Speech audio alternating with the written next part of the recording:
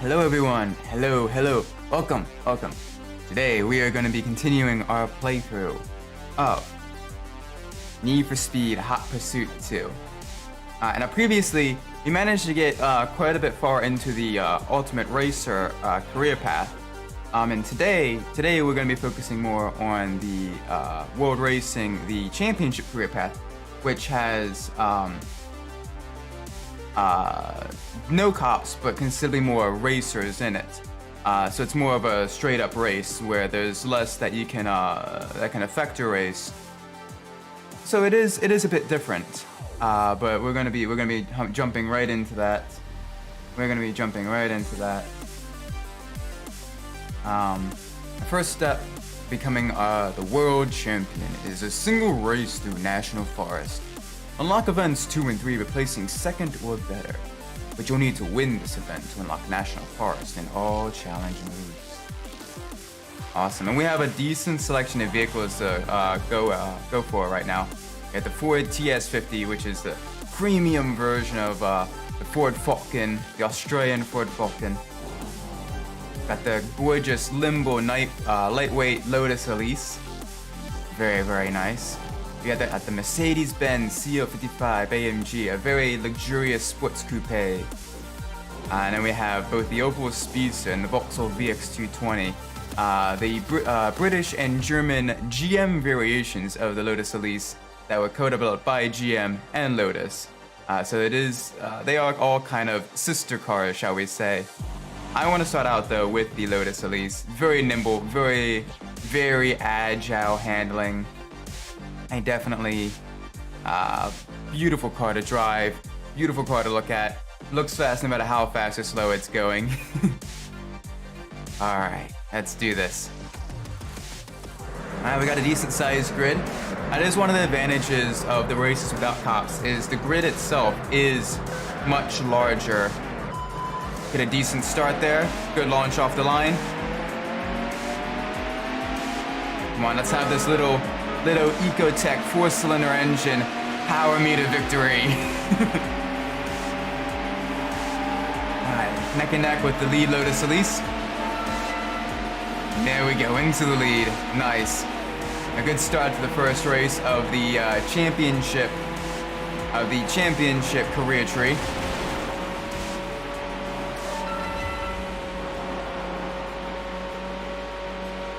It does feel a little bit slower compared to some of the Ferraris and other stuff we were driving last time we played this game near the end.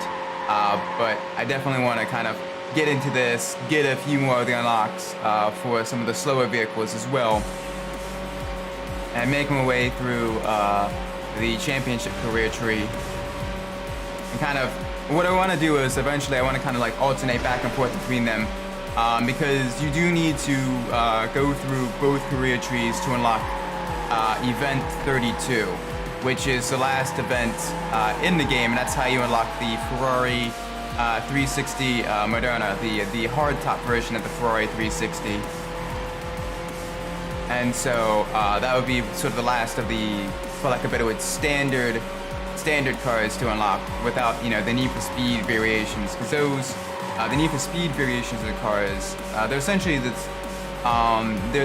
equal to the standard versions of the cars, but do have, you know, custom paint jobs and slightly higher acceleration and top speed, just a little bit more engine power. But those you can only unlock by getting enough points for them. And I've done that before. It is a bit of a grind. If people want, I could definitely attempt to unlock all of them again. But it is very much a bit of a grind. Just trying to get all the points for all of the different vehicles. Oh dear. Alright, run a little bit wide. Get an impromptu car wash there. That is perfectly fine. It's downshift to get into the power band of the little 4-cylinder engine to get back up to the speed that we lost going through water there. So water does slow you down just a little bit as it's going off-road. So you do want to be able to drive fairly cleanly, especially when you're not trying to avoid all the roadblocks and helicopters and explosive barrels that the police are dropping. All right, yeah, we definitely have a very solid lead. When you're not being chased by dozens of police cars, the game does get a little bit easier in that regards. I'm gonna go over here. I'm gonna get a big jump, just for fun. Nice, huge air. And you get 350 extra points. I'm gonna go off of this ramp as well.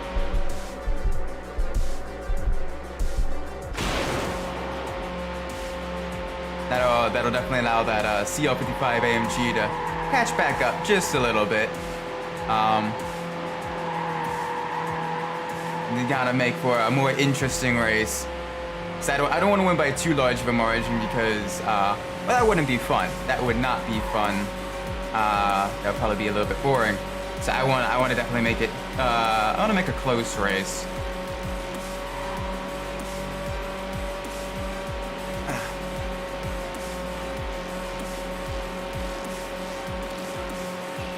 The Elise though, it isn't all that powerful. It's definitely a slow car fast type of vehicle where it doesn't have a whole lot of power, but it's very well handling. It's a track day vehicle like a Mazda Miata or a Toyota MR2, kind of a car that is nimble, lightweight, but not too much power that it becomes very dangerous to drive. I don't know why I included the MR2 in that. The MR2, regardless of how much power it has, is a very dangerous car, especially in the wet. Snap oversteer for days. But no, the Elise, this car is gorgeous. Such a nice car.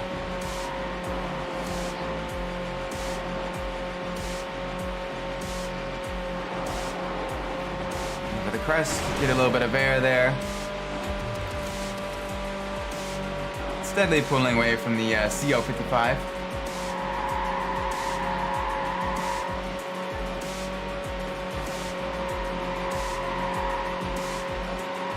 We are making this look very easy. Let's again go through the big ramp. Get just a few more points if we are going to actually attempt to unlock all of the Need for Speed additions to the vehicles. We're going to want to try to get as many points as we can, because some of the Need for Speed vehicles they require millions of points to unlock, and it is a long and arduous grind to get them. But I'm gonna actually attempt to do that because I've in previous games that I've been playing through, I've attempted 100% completion runs, or at least as close to 100% complete as I can. I'm going to actually attempt a 100% completion run for this game as well. Because why not? That'll be every event complete, every car unlocked, and it'll be it'll be a longer playthrough then with that, as we attempt to try to get all of the different vehicles, especially the Need for Speed cars. That'll be the last thing we really are able to go for, because that's just pure grind as many points as you can throughout the career modes and then the arcade modes and all that stuff.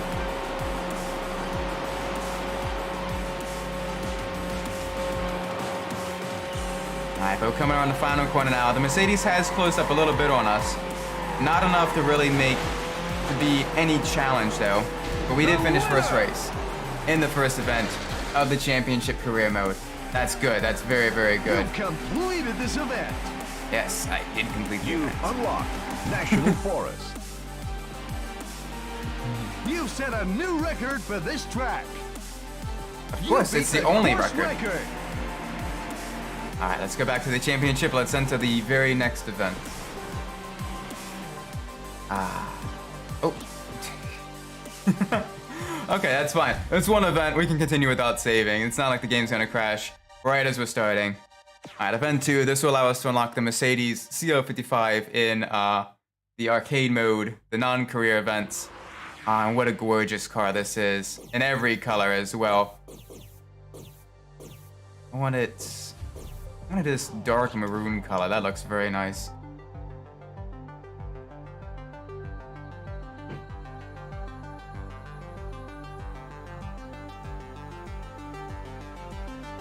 Alright, so it's a time trial. 1 lap in under 3:05. We've got this. We've got a very, very powerful Mercedes with us.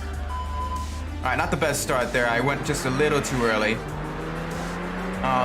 Yeah, with this, if you time it right, that second launch, because you're able to move forward twice during the countdown. If you time it right, that second time you can move forward, if you move forward at just the right time, you were able to keep moving without being stopped. Right as it's, you know, the race actually starts, and you're able to get a fairly decent advantage by doing that.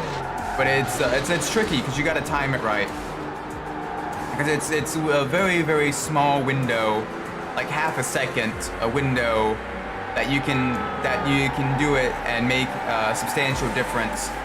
Other than that, it's gonna be either you are too slow off the line, either too late or too early, and you're gonna be kind of at a standstill when the race starts.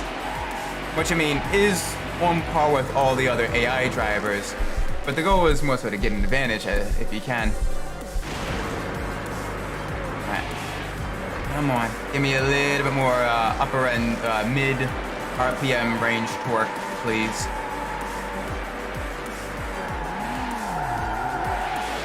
Oh, little bit understeer through there. I gotta remember, this is a fairly heavy vehicle.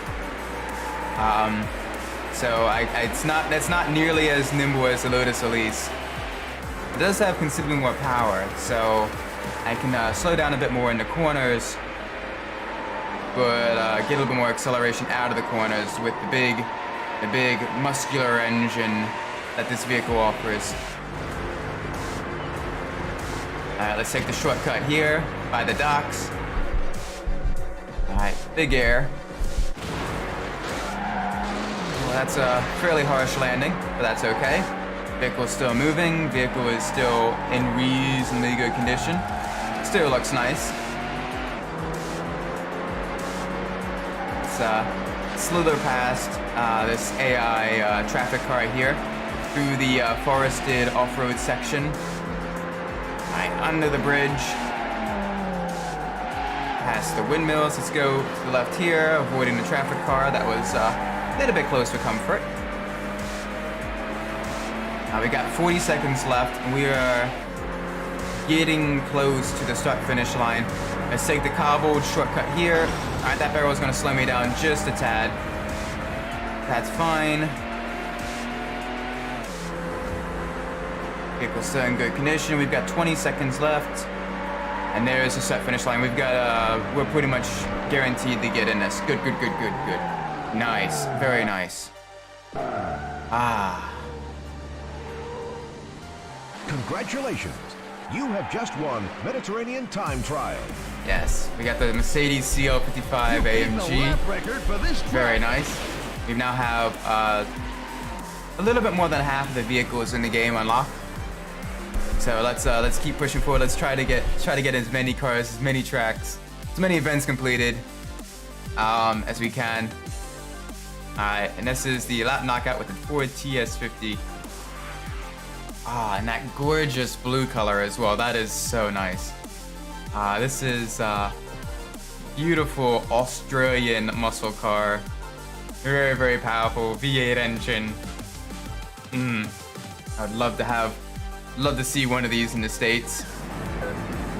Especially because even as a kid and now I did watch quite a bit of the Australian Supercar Championship. So I remember seeing a whole bunch of these vehicles, you know, racing around in racing livery, you know, racing on the track along with the Holden Commodores and all of the vehicles there. And the Australian Supercars Championship, it's so cool. It's basically Australia NASCAR, but on like road courses, and it's so cool to watch because all the cars are fairly evenly balanced, and they're just constantly, you know, rubbing against each other, fighting for position, wheel to wheel racing. It is so good, so fun.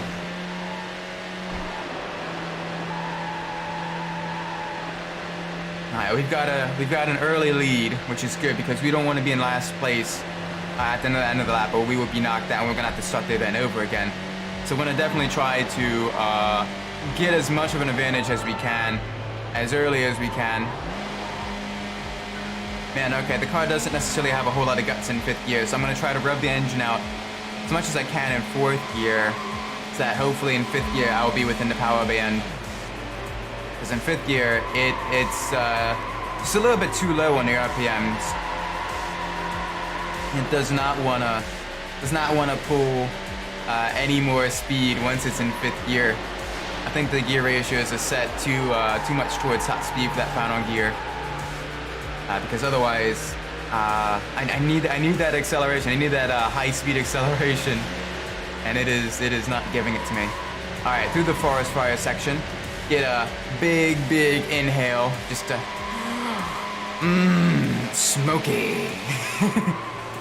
Very nice scent of forest fire.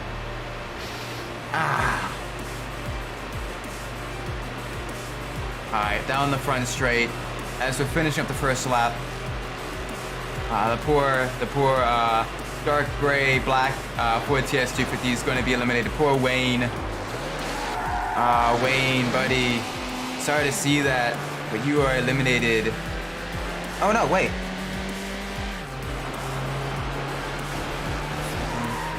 Never mind, there's 5 cars. Wayne is still in the race. There's 5 cars. I know how to count. I know maths. I promise. I am an engineer. I know how to math.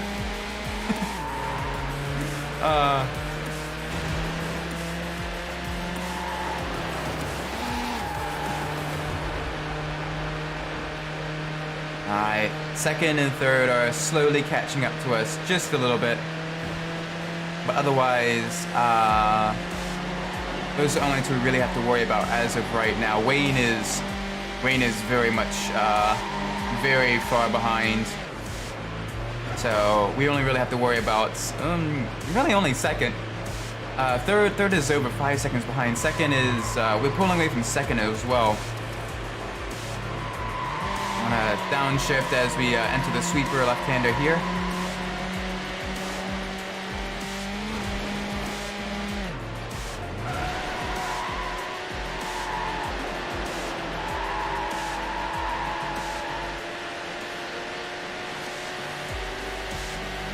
We're not really being challenged right now. Come on, game. I didn't change the difficulty or anything. It becomes so much easier when you don't have a whole bunch of cops trying to slow you down and stop you.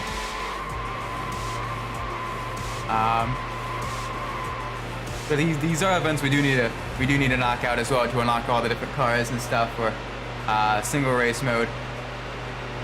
And wow, we are 10 seconds into the lead. That's a new lap record. That's good. We at least got a new lap record. He seems so excited about that.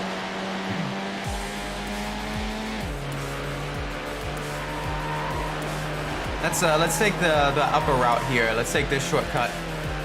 Little bit of a little dab of the brakes here. Okay, we need a little bit more than a dab of the brakes.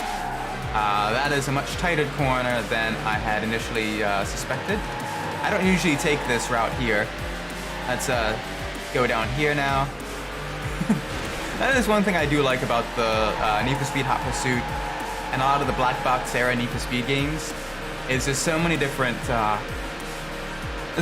routes you can take, and you do get a fairly large amount of leeway with regards to what counts as the course and what doesn't count as the course. So you can if you're smart and you're paying attention up ahead, you can avoid speed traps and roadblocks and all that other stuff by taking a dirt road side road here, and you can completely avoid the helicopter or the various roadblocks or anything like that. And there's multiple different paths, even if you do take an off-road section. But it is balanced by the fact that it is a bit tricky to navigate. You don't see it on your map, so you have to pay attention and see roughly where it's going to go and how much of an advantage is it going to give to you.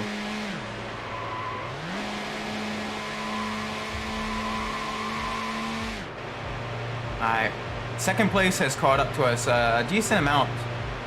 That red TS50. But we are now on to the final lap now. That's good. That's good. And it is the final 2. Ooh, a little bit understeer into that corner. That's gonna allow red to catch us up. Alright, let's drive very smooth, very clean this final lap. Let's make sure. Alright, they've taken the upper route, so we can't really block them. We can only drive faster than them.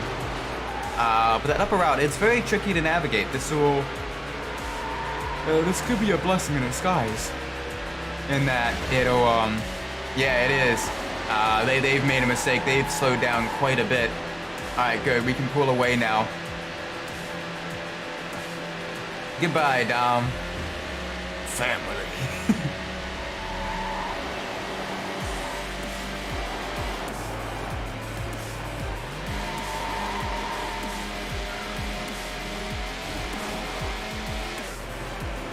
We are beating Dominic Toretto. He doesn't have the power of family to help him right now. He is all alone, no family. No power of Corona, no power of family. He is very furious, but not that fast.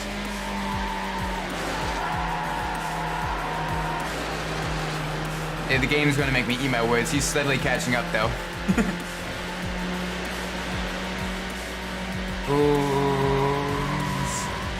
Through the forest fire section.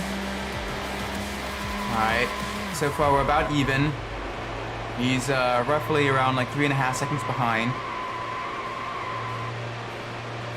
On to the final straight. Come on, give me that power. Steadily pulling weight, just a little bit at a time. And there we go, across the line. Nice, nice, nice. Way to go! You have just won the Ford TS50 lap knockout. Yeah, and we unlocked the Ford TS50 as well. That's good. You've beaten a lap record for this track. Very, very nice. We have a solid collection of cars now. That's very nice. Let's make sure we actually save this time. Because otherwise, I don't want to end up going through this and then completely forgetting and going, oh wait, I didn't save. And needing to go through this yet again. Alright, we have a couple different challenges here. Oh, the General Motors time trial. Alright, we have a choice between the Opel Speedster and the Vauxhall VX220. It's an island outskirts. So with it being, you know, a tropical paradise with the whole sun, sand, and supercars theme, I'm gonna go with the Vauxhall. Beautiful car. I'm gonna get in this dark ruby red as well. Topless. Most cars look really good topless, unless it's like the Nissan Murano Cross Cabriolet. If you're not familiar with the Nissan Murano Cross Cabriolet, the Nissan basically made a convertible SUV, but like not the cool kind, like, you know, the Jeep Wranglers or the Ford Broncos or anything like that. No, they took the Murano and made it, and they made it a convertible, and it looks so weird. Oh, it looks so strange. I'm gonna have to pull up a picture of the Cross Cabriolet after this race because I want you guys to see just how awkward of a car it is. And this is coming from a guy who usually actually very much likes the look of most convertibles, even vehicles that normally would be you know, hard top, you know, or initially created as a hard top, like the Ford Mustang, whatever. The Ford Mustang convertibles actually look half decent too. And I know, even with convertibles, you add extra weight, you lose a whole bunch of body rigidity and all that stuff. But it's the extra fun of being able to drive topless with the wind in your hair. Like, it's the fun of the driving versus pure outright performance. All right, let's take this shortcut. Let's take the shortcut here past the beachfront luxury hotel. Park it out front, tell the valet, hand the keys to the valet. All right, through the garden section. Oh dear, little squirrely on the off-road section there. Want to be careful. This is a fairly tight turn here. Tight hairpin. Gets gradually tighter. Alright, we probably didn't gain a whole lot of time there as much as we should have. But I don't think we lost a whole lot of time either, so we're probably about on par in terms of time. Through the twisty forested section, try to make sure we keep an eye out for traffic, make sure we don't hit anything, because the traffic in this game has quite a bit of weight to it. Even the smaller vehicles have quite a bit of weight to them, like that little compact car there. So we gotta be careful not to hit anything, because it will pretty much instantaneously stop us. Through the lava flow section there. Convection obviously not taken into consideration with this game. I just drove across the lava flow, across a metal grate, and my tires did not melt at all. That is perfectly fine. Our vehicle is impervious to heat. But I mean, it's the kind of suspension of disbelief that allows you to have, you know, the exotic locales, you know, that kind of make it, you know, really, really cool. Like the sheer cliff faces and the tropical palm trees and everything. It's just the right side of fantasy, but still mostly believable every once in a while. Like every once in a while you have a few things they kind of, you know, you look at it and you go, that's a little bit far. But otherwise, you know, it is the exploring the fantasies of, you know, the very, very fast cars and all the exciting locales, whether it's, you know, your urban street racers racing through, you know, ports and, you know, Chinatown, and with all the neon lights reflecting off your car, like the Underground versus through Carbon series, or it's, you know, the luxury supercars on the exotic locales with the beaches and the deserts and all the other stuff. The General Motors time it's trial. all, you know, it's all so much fun. You've beaten the lap record for this I know track. there's with the Need for Speed games, there is a fairly large divide between those that like the supercar era, you know, and those that like the underground and the tuners stuff. And honestly, for me, I quite like both. I know this sounds like a both sides or argument, but no, I do genuinely like both. And I think with EA having so many racing game developers under their belt, with both Criterion, Codemasters, and Slightly Mad Studios, it'd be cool to have sort of alternating back and forth, where you have, you know, one year you do more so like a tuner-focused racing game, where you kind of, you know, have more like the street racing, the tuners, the cops, and all that stuff, and it's a little bit more sort of grounded, a little grittier, a little bit more focused on like the street art and all that stuff. And then on the other hand, you have the exotic series, and that'll focus, you know, more like the high-end hypercars, you know, your sports cars, both the modern and the sports cars of yesteryear and all that stuff. And that'll focus more on like the exotic locales, you know, the joys of just pure unadulterated driving. And I think with that, they can kind of alternate between the two. And I think that's the best way to keep both fans happy, is to have sort of two teams kind of working back and forth on different things. And obviously with that, they can kind of share different assets, different sound. If they, you know, they have vehicles that are in both games, they can share, you know, the sound design, the sound files and stuff like that. That way they're not retreading the same path. They can share different assets they've created, like street signs, road signs, different road textures, different trees, and all that stuff. That can help shorten the development time between the two games as well. And they can share sort of feedback they get from how the vehicles handle too. Because the big thing for me with the Need for Speed games, I like both like the supercars, and I like racing the tuner cars as well. But I like kind of having the black box era handling, where, you know, if you make a mistake, it's entirely on you. The game isn't trying to kind of take control away from you with the whole like break the drift handling style. With that, you know, especially with Need for Speed like 2015, but a lot of the other games too, like Need for Speed Most Wanted 2012, it got kind of frustrating, because you know what you want to do, and if it were, you know, a different handling style, you'd probably be able to do what you want to do, and you're trying to get it done with the current handling style that it has, but the game will either cause your car to slide out wide, or it'll kind of lock it into a slide when you want to break the slide and go straight again, and there isn't really much you can do. The game kind of is, you know, slapping your hand away from the controller and saying, no, I know what's best for you.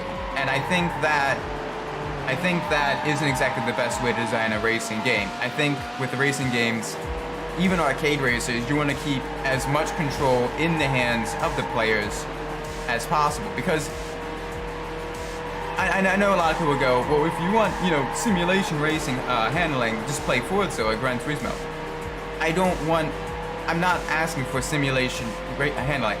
The Need for Speed games, especially even the black box games, didn't have simulation handling. The cars themselves were unrealistically grippy, but even then, you knew when you were making a mistake, and it was entirely when you made a mistake because you were 100% in control of the cars. And I think they should try to not necessarily copy that handling completely, but I think going back to something very similar to that handling style will be much appreciated by a large majority of the Need for Speed fan base, especially the older guys like myself, as I am, you know, I am fairly old, I guess. You know, mid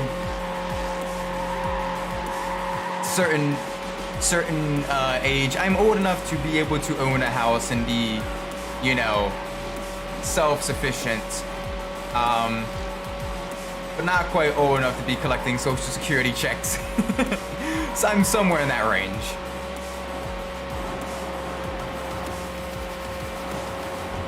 But yeah, no, like with this, even the slower cars are enjoyable to drive because you are 100% in control of the vehicle.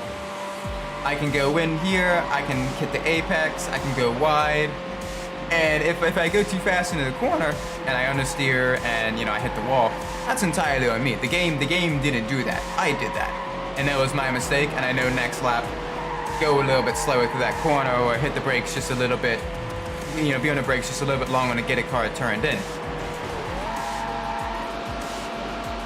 The game isn't taking control away from me, and that's the thing that kind of frustrates me. Otherwise, street racing with tuners, you know, racing on the exotic locales with exotic and sports cars and stuff like that, either or, I will enjoy it quite a bit. One or the other, perfectly fine.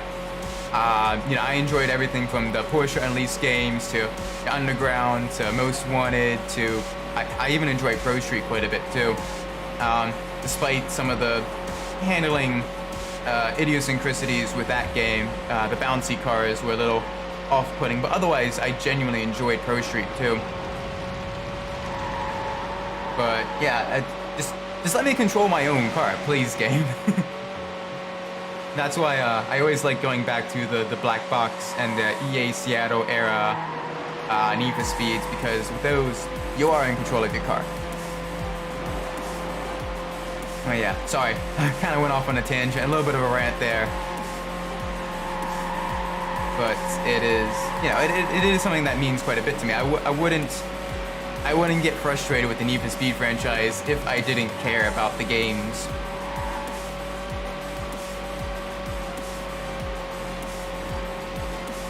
Yeah, so far so good. We actually second and third are fairly close by. They're fighting for position. We've got roughly half a lap left, and yeah, they're close behind.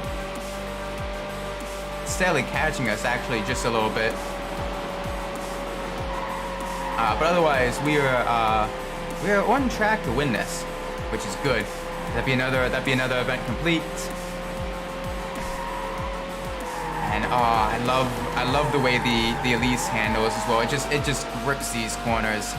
It is of the first tier, like of the slow kind of sports car tier cars in this game. The Elise is probably one of my favorites to drive. It just handles so well, and I like that quite a bit. I love the way the vehicle handles. And there we go. We are across the line. The winner! Nice. Congratulations. Second and third. You have just won the Lotus Elise Challenge race. Yes, I did. You've unlocked Coastal Parklands 2. Nice, nice. You've set a new record for this track. It's the only record for this track, but thank you. Oh.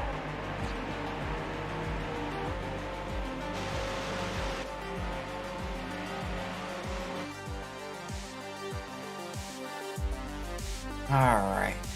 Let's go on to the Jaguar XKR tournament. Me racing nothing but Jaguars against other Jaguars. And of course, what color to choose for a Jaguar than this gorgeous British racing green. It's gonna be a tournament, so it is gonna be multiple races with this car, but the car itself is quite fast. And it looks quite nice too. Granted, this is probably one of the cars in the game that hasn't aged quite as well as some of the other ones. Just due to the fact that, and I may get some flack from this, the vehicle itself kind of looks a little bit like the Ford Taurus of this generation. Just a little bit. It's kind of got that like bubble aesthetic. And if you're wondering why I kind of compare it to the Ford Taurus, well, during this time period, during like the late 90s, early 2000s, Ford Motor Company actually owned both Jaguar and Aston Martin.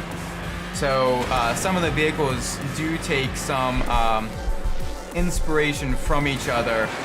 As to who copied who first, that's it's up to debate. The Jaguars of this time, the Aston Martins of this time, and a lot of like the Ford sort of sedans and coupes of this time do kind of share similar styling cues from each other, which I'm sure at the time was kind of created to make the pedestrian Ford vehicles look a bit more exotic and nice and stuff. But over time, it's kind of made the exotic cars of the time period look a little bit more like the Ford pedestrian vehicles. Granted, the XKR still does look fairly nice. It's just it doesn't look quite as nice as the later 2010 XKR vehicles, which look a bit more modernized and a bit more strictly Jaguar. I think it's mostly due to just how narrow and sort of flat the front end is. But yeah, a lot of vehicles during this time period, a lot of the Ford and Jaguar and Aston Martin stuff, they shared quite a bit of components. For example, the Ford Thunderbird, the Ford T-Bird, the revamped Ford T-Bird back in '03, actually utilized, for certain variations of it, it utilized a supercharged Jaguar developed V8 engine that was, to put it nicely, a little bit finicky, a little bit temperamental, which is why you don't see a whole lot of the last generation Ford T-Birds on the road. Because a lot of times with them, they did run into quite a bit of engine issues. And as such, a lot of them kind of have been decommissioned. Which is a shame because the Ford T-Bird, the 2003, the last generation Ford T-Bird, it looks quite nice. It does have a look that is very reminiscent of the first generation, the 1950s T-Birds, but much more modernized. Because up to that point, the T-Bird was getting consistently larger and larger and larger and larger. And it was getting to be a very kind of sluggish car, whereas originally the T-Bird was more so designed to be kind of a sporty secretary's car, sporty but specialty car. And the last generation T-Bird was kind of an attempt to recreate the sportiness of the original T-Birds. But unfortunately, like I said, it did have the aforementioned engine problems. And to my knowledge, they only came in an automatic transmission, which was a bit tragic because you lost quite a bit of horsepower with the automatic transmissions. and you lost quite a bit of control with the automatic transmissions as well. So it kind of ran into the same issue as the Chrysler Prowler ran into during that time period, where it was a cool looking car, but plagued with a lot of reliability issues and poor design mechanically that kind of caused the vehicle to become a bit more of a flop. Which is a shame because both the T-Bird and the Chrysler Prowler are genuinely gorgeous cars. Like even nowadays, when I see the Chrysler Prowler, it does turn my head, even if it is, you know, an automatic V6 powered vehicle with some of the underpinnings of the PT Cruiser and all that stuff. So, but the looks and everything, it looks gorgeous. It's like the Chevrolet SSR as well. Granted, the Chevrolet SSR, they did do one thing right with that. They did give it, you know, the LS series engine, you know, from like the Camaros and stuff like that. It's just the SSR. It was a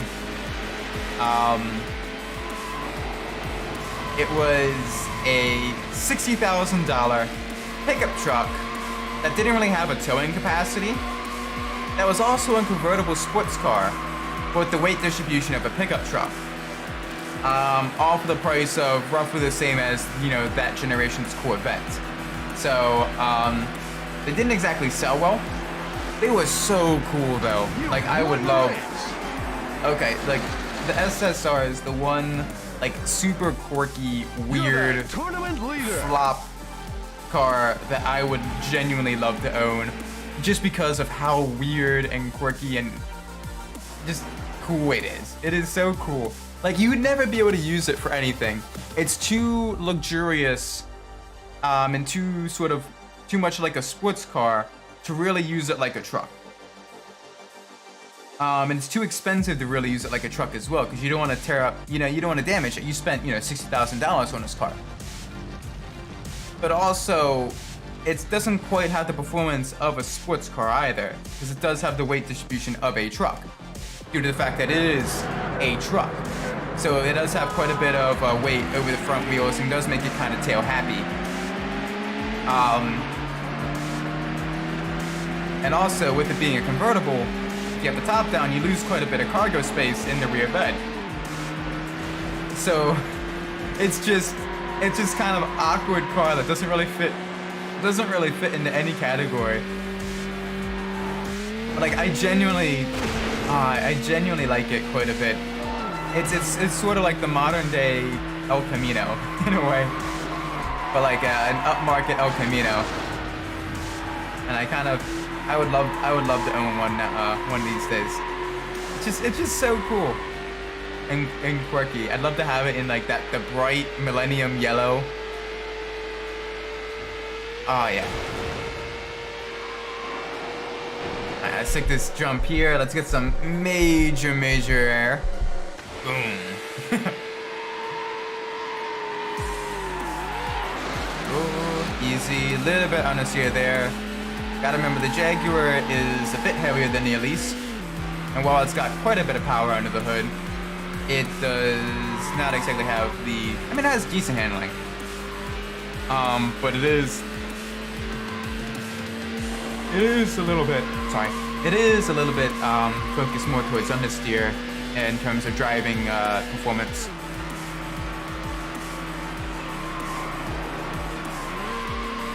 Alright, let's keep it on the road as we are about to finish the first and only lap of the race. We've only got a few corners left. Let's make sure we take them very fast, because we do have AI fairly close behind us, actually. Let's take this shortcut here. We got one turn left. Alright, we're running a little bit wide. Let's take the river shortcut here. Boom. Who needs that sign? And across the line. Nice. Very nice. Well done. You have just won the Jaguar XKR tournament. Nice. Alright, that is another event completed. That's good.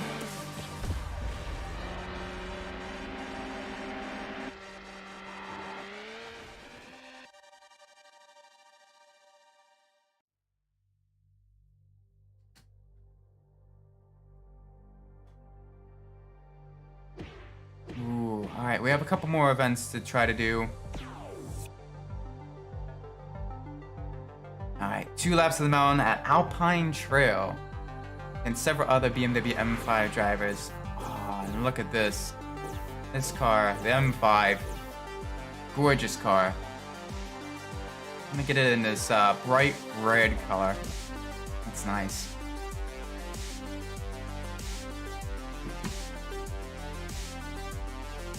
Big old powerful BMW.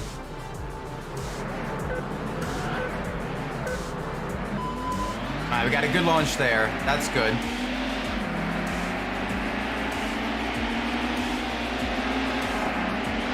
Oh, alright. We're in a fairly tight pack. Going to the farmland off-road section. I kind of made a bit of a mistake there. I can definitely get into first place now. I want to make sure I don't get T-boned to them through the crossover section. Alright, we're steadily into the lead. That's good. This track is always gorgeous. It's a very long track.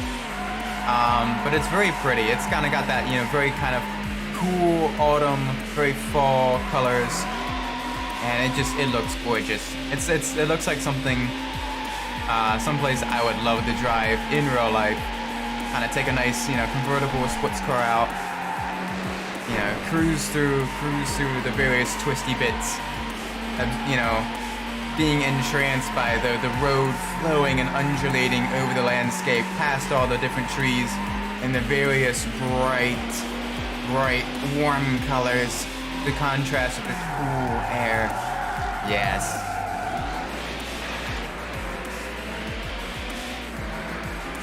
Alright, these hairpins are a little bit tricky, especially in the M5. The M5 is a bit of a heavier vehicle in the game.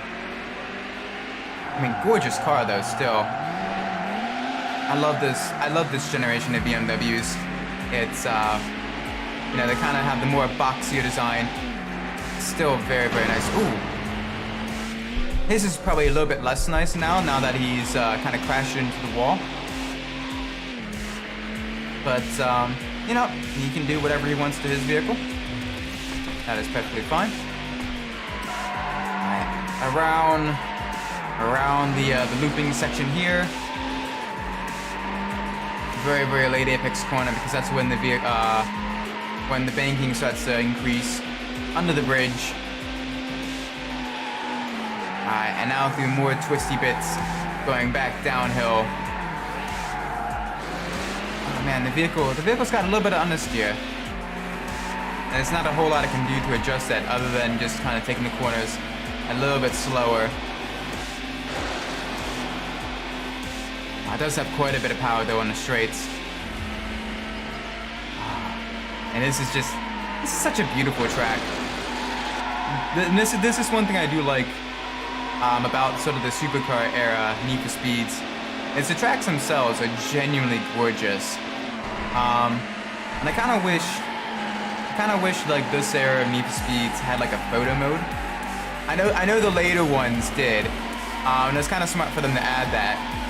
But with this, like, it'd be cool to kind of create, you know, the different pictures of your various supercars driving past, you know, the various country back roads and scenic routes and everything. And it'd be so cool. But yeah, this is nice.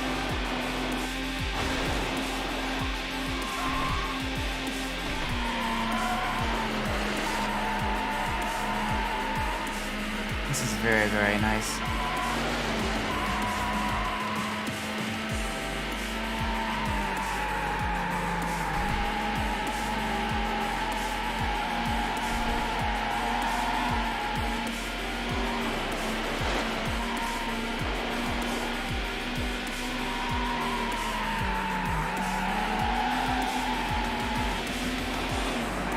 Alright, second place is fairly close behind us.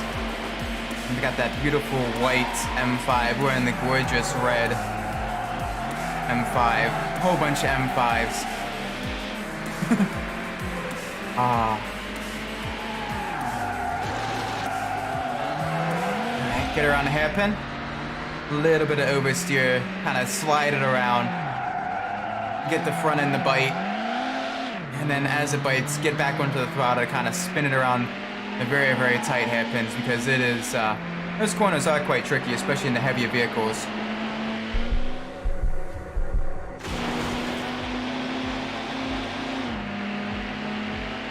Alright, we're actually in a fairly close battle for first place. Everyone else is very, very far behind, but Mika here. Mika, they are actually giving us quite a bit of a run for our money. Third and fourth are fairly far behind, although rapidly gaining on us. Oh my word, they were 10 seconds behind. They are much, much closer now.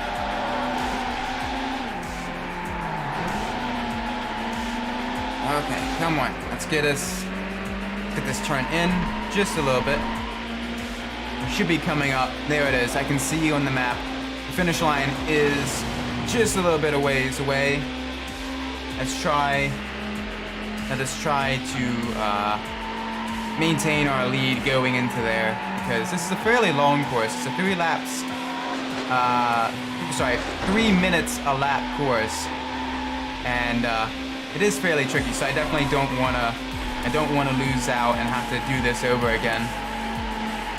Oh, come on, get me turned in just a little bit. Final corner, hold a defensive line because they are gaining on us. Whew. Okay. Nice, nice, nice, nice. Well done. You have just won the BMW M5 Autumn Hill Climb. Yes, nice. You set a Beautiful, new record for this beautiful track. vehicles on the beautiful scenery. Oh, it's gorgeous.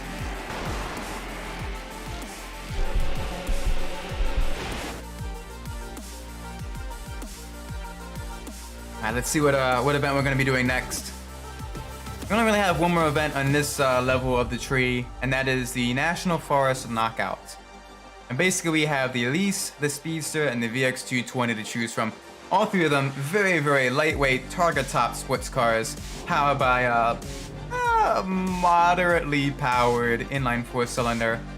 I am going to choose the Opel Speedster. I'm gonna do it. I want it in this blue color.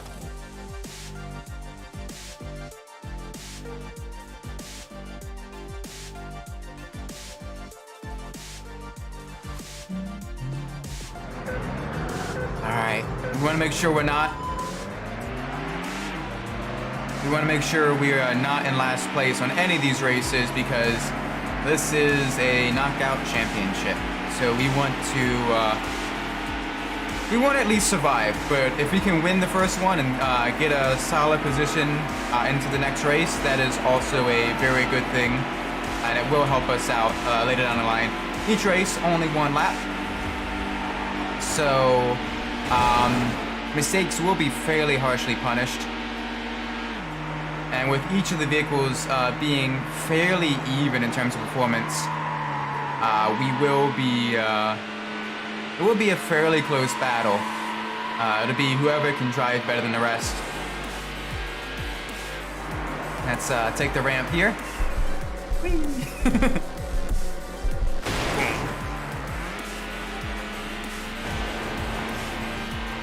Let's take the ramp here, get a few more points, help us unlock some of the Need for Speed cars.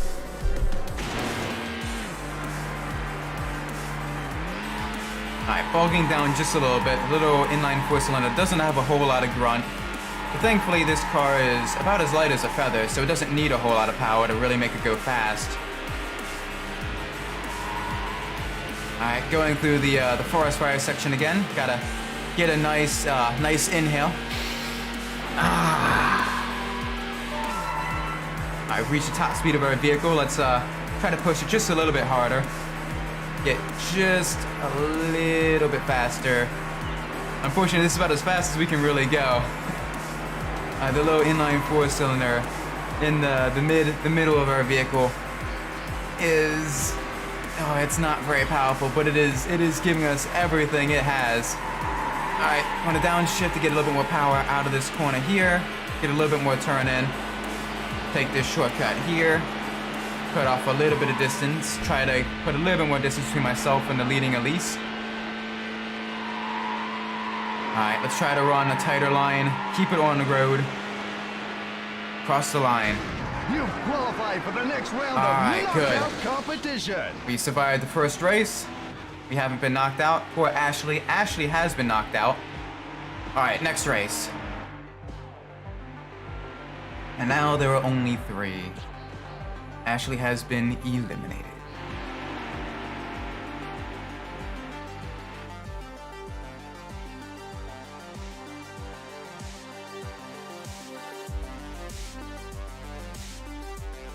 Alright, and again, oh, same course. Okay, that's fine. We're starting in the lead. We got a good launch out of the gate. That Elise is right behind us. And that's Wayne. Wayne in his black Elise. He's going to be quite troublesome this race. Gorgeous car, though. Very, very great tasting cars. Alright, we're slowly pulling ahead. Just a little bit. Inch by inch. Up into 5th gear. Approaching our vehicle's top speed. And right on cue. We did get some extra points for reaching our vehicle's manufacturer's stated top speed. Hit the apex there. Try to carry as much speed as we can through the corner. Hit the ramp here. It'll slow us down a little bit, but we get the few extra points, which help us unlock a couple of the different vehicles in this game. A little bit of air there. Smash through the sawhorses and get another big jump here. Alright, into the long sweeper right-hander. Go down a gear just to make sure the vehicle is able to turn in. Very, very nice. Do the forest fire section again.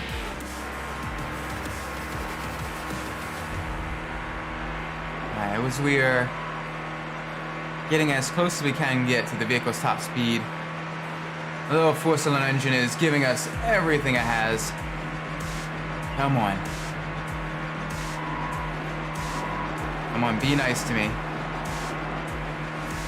Honestly, the Opel Speedster and the VX220 are both also very, very gorgeous cars. They were all, that and the Lotus Elise were all collaborated together with Lotus of the UK, and they are just very, very nice cars. I would love to have any one of those 3 are very, very nice.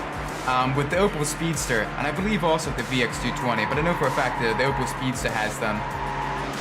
The Opel Speedster has the scissor doors. The doors that kind of, as opposed to opening outwards, they open upwards. Kind of like the Lamborghini Murcielago doors.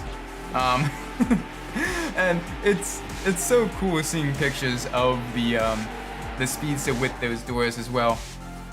But yeah, it's very, very early 2000s in terms of the aesthetic. It's got the Altezza style tail lights, you know, the clear see-through tail lights. It's it's got the scissor doors. It's got the very, very sharp, jagged edges and everything. It's very, very reminiscent of the early to mid 2000s. And so, the design is a little bit dated, but I still very much like it. It's a cool car. I would love to own one. But they never imported these to the States. So I'd have to find like a German or a UK version after 25 years and try to import that. The prices for these cars are very, very high as well, because they didn't make a whole lot of them, and due to games like Need for Speed and Gran Turismo and all that stuff, kind of making them a little bit popular.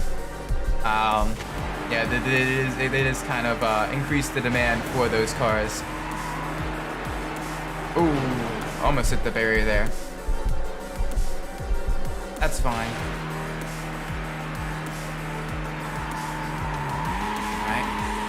Downshift the gear. Come on.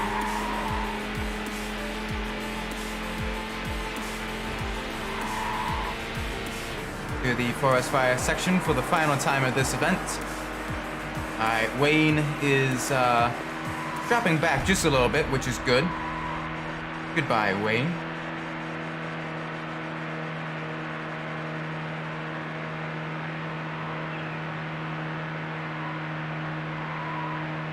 Alright, come on. Engine's not giving us a whole lot more power to push through the air and go any faster than about 140. But thankfully, our vehicle is light enough that we can just zip through these corners very, very quickly, get the grip, and so we don't have to slow down a whole lot either.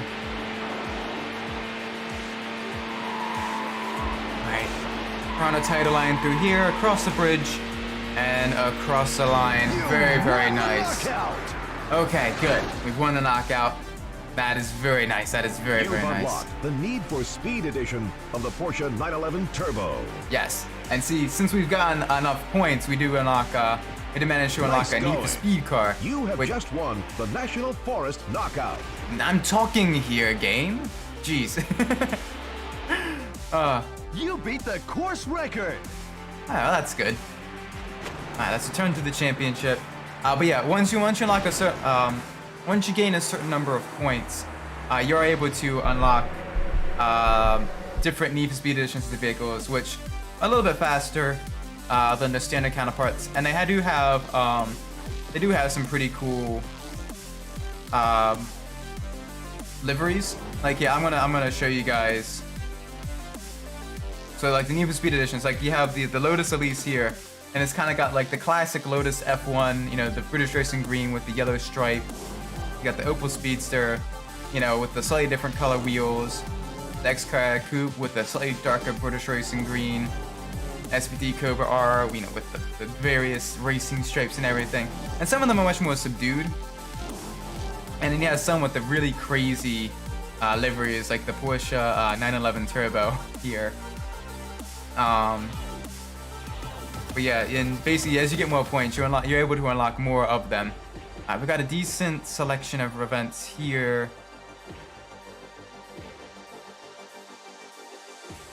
Ooh. Alright, none of them will unlock cars, but let's do the Outback time trial, where we get to race the Holden HSV Coupe. Alright, lap time of 3:10. And it's doing this bright Holden yellow. Here we go.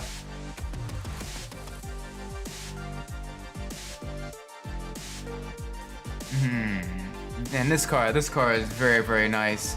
It's powered by the same LS engine that powers the Corvettes. And it's got that deep rumble, a lot of torque off the line. Very good acceleration, already past 60 miles an hour. And it's got decent acceleration and handling as well. All of it very, very nice. And it's basically an Australian muscle car. Oh, come on. Okay, by decent handling, I mean for basically a muscle car. It's still a little bit sloppy around the corners, but otherwise it is quite nice. Very fast in a straight line.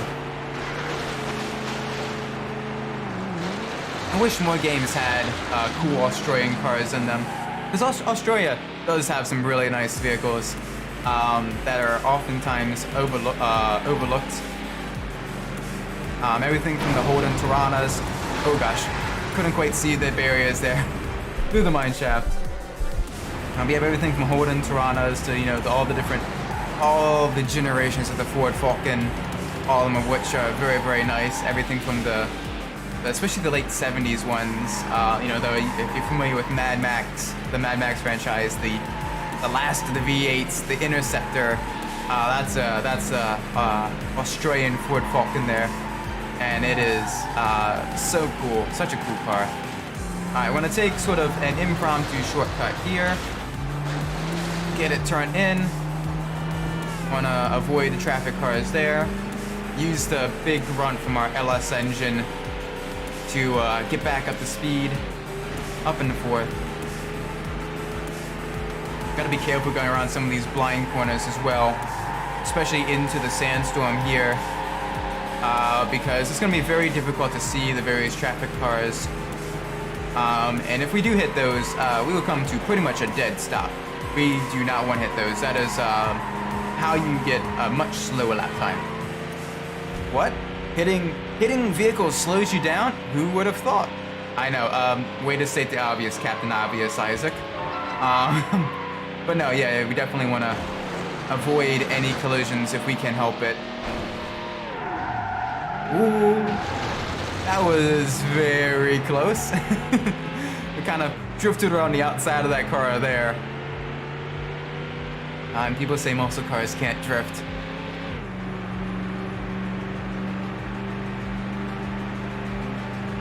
Oh, come on, give me just a little more grunt. Alright, gotta be back onto the brakes. Going around the tight, almost looping right-hander. Avoid the vehicles there. Alright, onto the final straight. We are very close on time. Oh boy. 10 seconds left. And there is the line. Okay, we cut that very, very close. Wow, okay. That is perfectly fine. Congratulations. You have just won the Outback Time Trial. Nice, that's good. You've beaten the lap record for this track.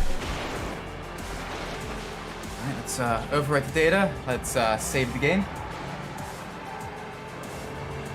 Alright, let's do another event.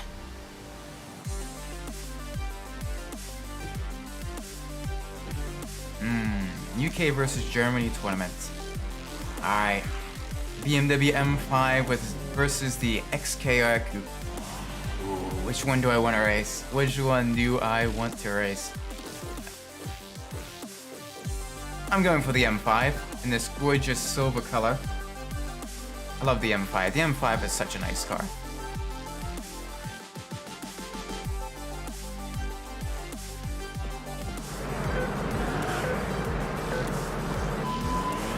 Alright, get a good launch off the line.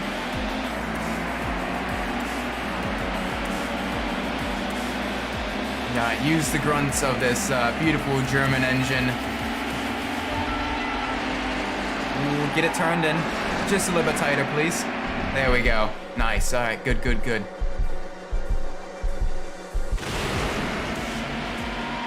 All right, go for the double left-hander. Basically want to treat it as a single corner with two apexes, one flowing right into the other.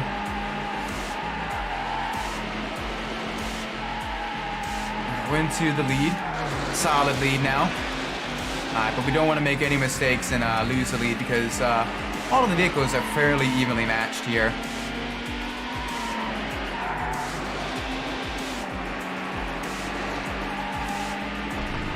Alright, we've got another M5 right behind us. And they are really, really close behind, less than half a second behind. I'm gonna try to pull ahead of them just a little bit, just to give myself just a little bit more breathing room. That way I can start out this tournament with the most possible points. Alright, lost the position. Let's duck into their slipstream and try to pass them on the inside of the corner here. Alright, I believe we have the dock section coming up. That'll be a shortcut we can take to cut down on the lap time and to potentially gain a little bit of time, pull away from second place Mika there and her M5. Mika, I think that's a girl. Or it could be Mika as in Mika Hakkinen, in which case that, yeah, Mika Hakkinen would be very, very much, very close to us. They run rings around us once they come out of sabbatical.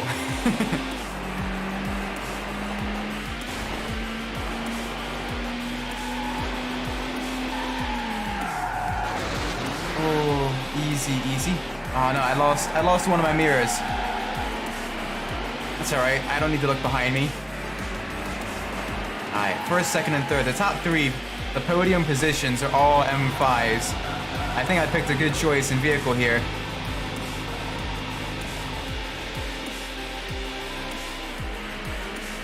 As I am, second place is actually gaining on me just a little bit.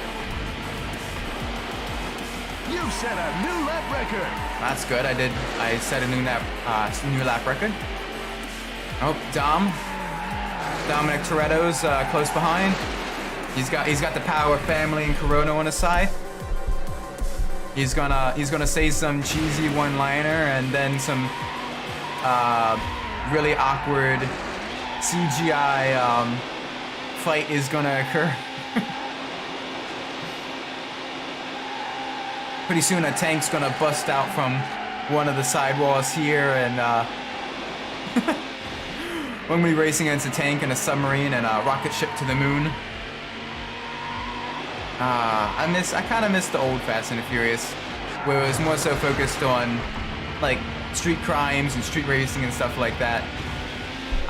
Instead of let's stop an interdimensional villain that can warp to Pluto.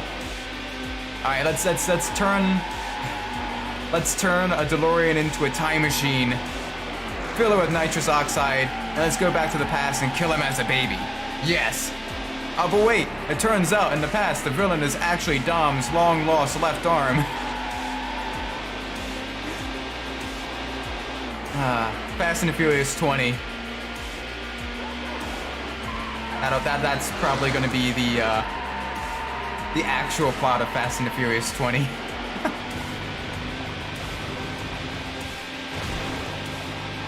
Dwayne "The Rock" Johnson comes in, makes a cameo, says a few cheesy one-liners. It's part of some Interpol agency. Then he leaves and does nothing else for the rest of the movie. Some other WWE wrestler turned actor jumps in.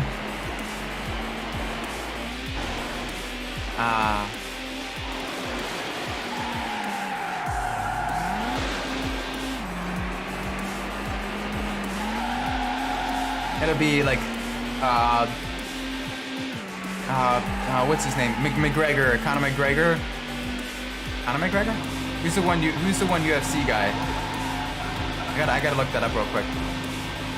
I don't really watch UFC or WWE or any of that stuff, so I'm not too familiar of who's whom and all that stuff. Who is? Let me go real quick. Place first.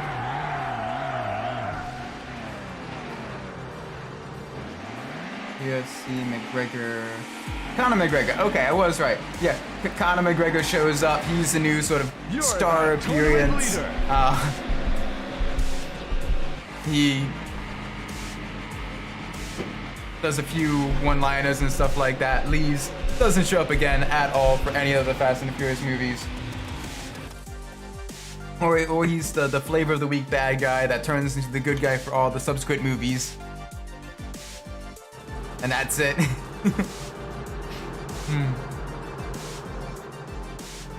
Alright. 5 races in this tournament. Okay, this is a very long tournament. That's fine. We get to drive the M5, which is a very, very nice car. We get to drive it on Autumn Mountain as well, which is a very gorgeous track. You get all the fall colors, all the gorgeous fall scenery, lots of twists and turns to test the performance of your supercar as well. Very, very nice. It's a very long track as well.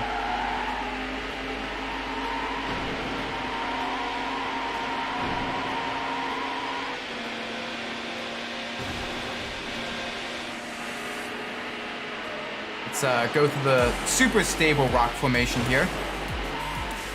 Nice.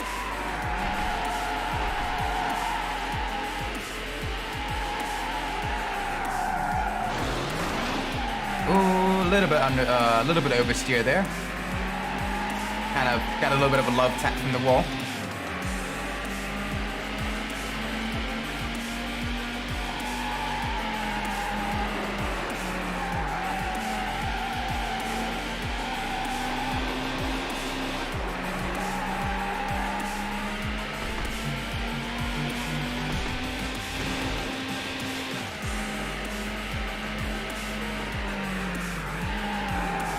Oh, I forgot about that shortcut there. Okay, that's fine. We would definitely lose a few positions there as we had to take the long way around. That's fine. I'm not quite as familiar with this track in the reverse configuration. Ooh, get the car turned in. Hey. Watch the paint, please. Come on. You're being very mean to me.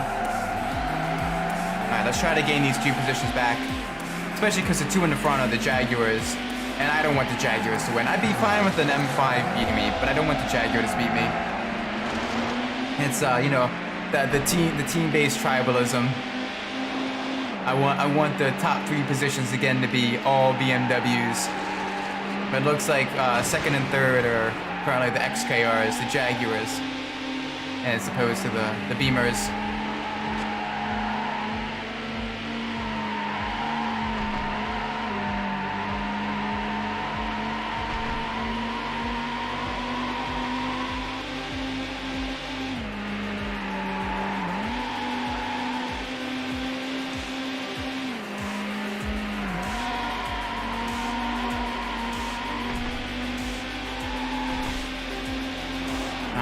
I'm going through this shortcut here.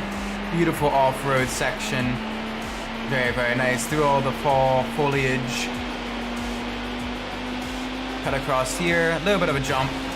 Gotta make sure we enter that as straight as possible. And we're not trying to turn, otherwise we may end up backwards.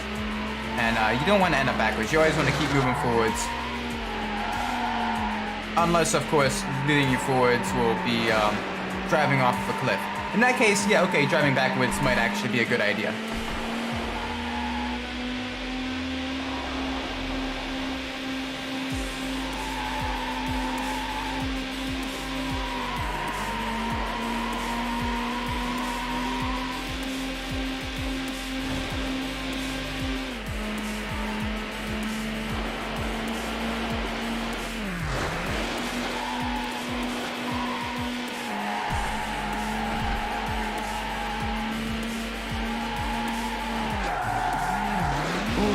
Okay.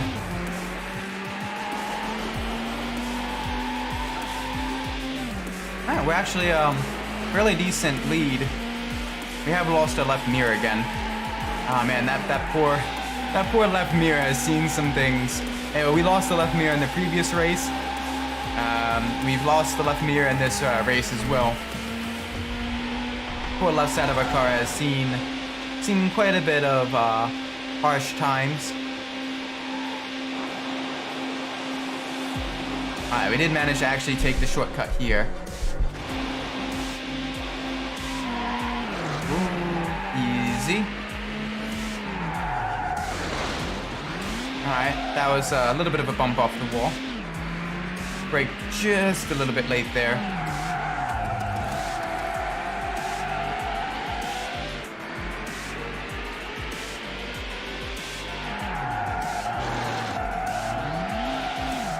Let's get it back out of the tight hairpins. Let's use the acceleration. Let's use the grunt of this beautiful German machine to get us back up to speed.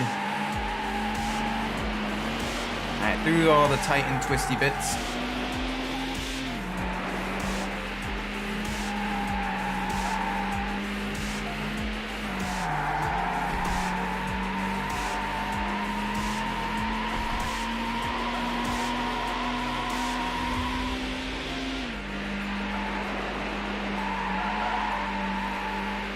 Alright, so we've only got one person that can really challenge your position right now. The rest of them aren't really gaining on us, but Wayne is, Alright, Wayne also took the shortcuts. So he's gonna be right behind us the entire way up to the finish line. Gotta make sure, oh, nope, okay, he avoided that second shortcut. Never mind, goodbye Wayne. We had a bit of a Wayne drain there. You place first. That was a horrific pun. I am sorry. You're the tournament leader. Alright, next race in the tournament. Here we go. This is a very, very... That is one criticism I will give about the Need for Speed Hot Pursuit 2, is it is quite long in terms of the various events. The various events are very, very long courses.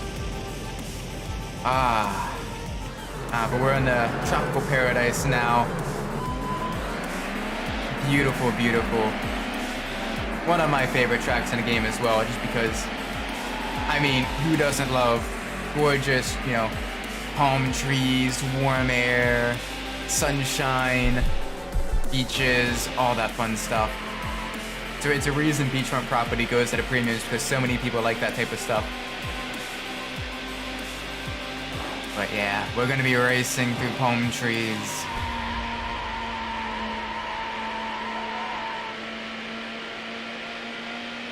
Oh yeah, and this is much different than the autumn hill climb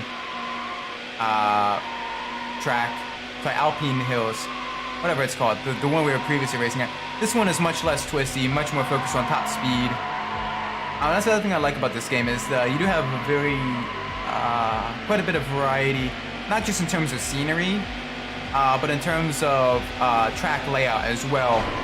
Different tracks feel different instead of just looking different as well. Like the Tropical Paradise track here, it's very wide, it's very flowing. You're at your top end pretty frequently, with only a few tight, twisty sections here and there. The rest of the track is very focused on, you know, high-speed cornering ability. Whereas other tracks like the fall track that we just raced on, that one is much more focused on your vehicle's handling ability. All right, let's take this shortcut here. Drive past the luxury hotel, through the forest, down through the garden section, and there's the hotel. Quite nice. Would love to stay there. Looks very, very nice beachfront hotel. Alright, gotta be careful coming out of here because, yep, if we're not careful, we will crash right into the side of the wall there. Instead, someone crashed right into our rear. Come on, be nice. You don't want to damage two BMW M5s. You're gonna crash into a vehicle, crash into one of the Jaguars, please.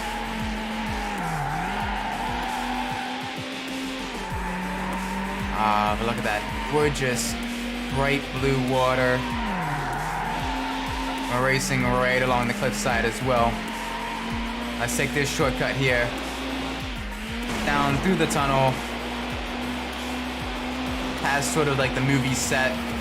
Back up. Oh gosh, don't roll the car. Do not roll the car, please.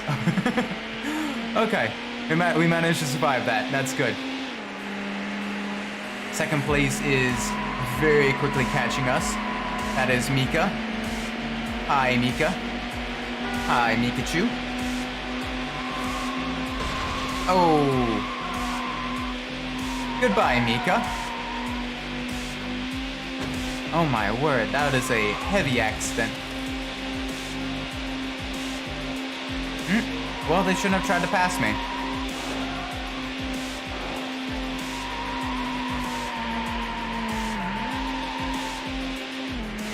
Alright, now we just have to worry about Wayne. Wayne is slowly catching us.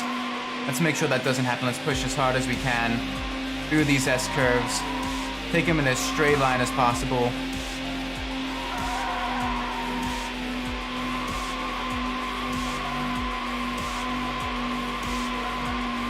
Alright, carry as much speed as we can through these corners. Very, very nice. Over the crest. Keep it stable. I gotta watch the inside of this corner here because it does, it just kind of has like a jagged section there, and you don't want to hit that because it will, well, it's a wall. It is a solid wall. It is a very solid wall that will throw you to the outside of the corner and basically leave you scrambling to find first gear.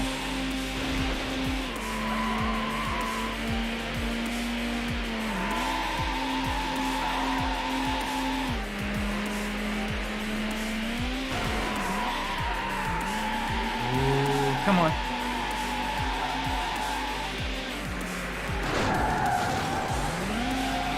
Alright, got a little bit of damage there from the wall. That's okay. We've managed to go through this race so far by actually having both of our mirrors intact. That's good. Alright, we're gonna brake just a little bit here because otherwise it's gonna be coming out at a fairly bad angle. Alright, get back up to speed as you go around this left-hander. There you are, Wayne. Hi there. you are very close behind me. I don't want to let you win. I want to win this race. You can come second. Second, silver suits you. It goes well with your eyes.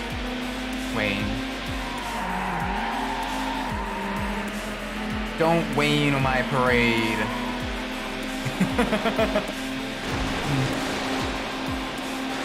Ooh, a little bit squirrely through there. Alright, tap of the brakes. On the two wheels. Doing some very, very extreme stunt driving there. Oh, Wayne. Goodbye, Wayne. And across the line in the first place. Very, very nice. Yes. Ah. You're the tournament leader.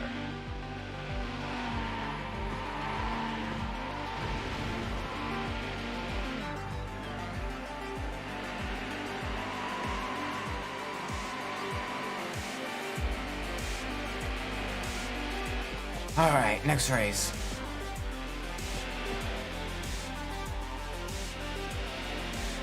So we've completed 3 of 5 races in this tournament. This is a very long tournament.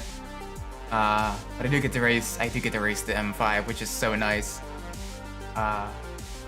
Alright, this is a fairly short track. This is Coastal Parklands. 1, go. Good launch off the start. Into the lead. Come on, give me some speed down this front straight. Very, very nice.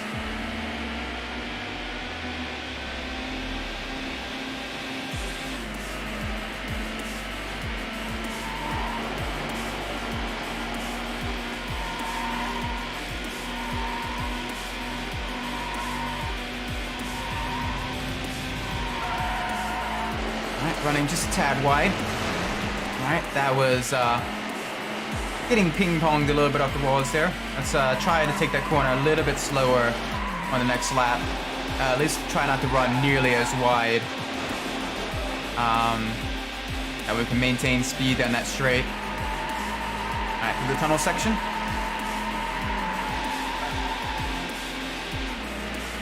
Ooh, some of them took the shortcut. Okay.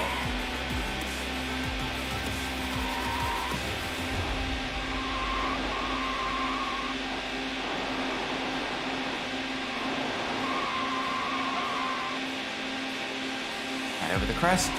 Ooh, easy, easy.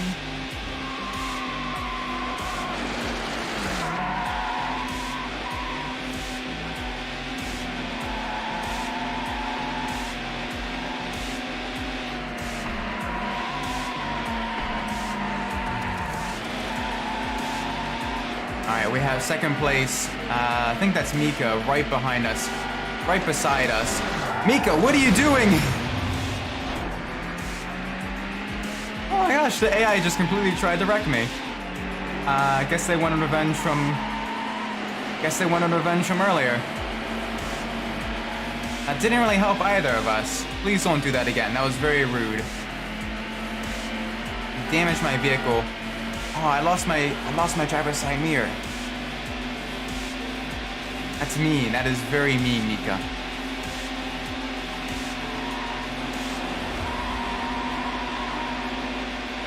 You're keeping right up with me, though. Oh my word. Neck and neck through the forest fire section. Ooh. A little bit of contact there.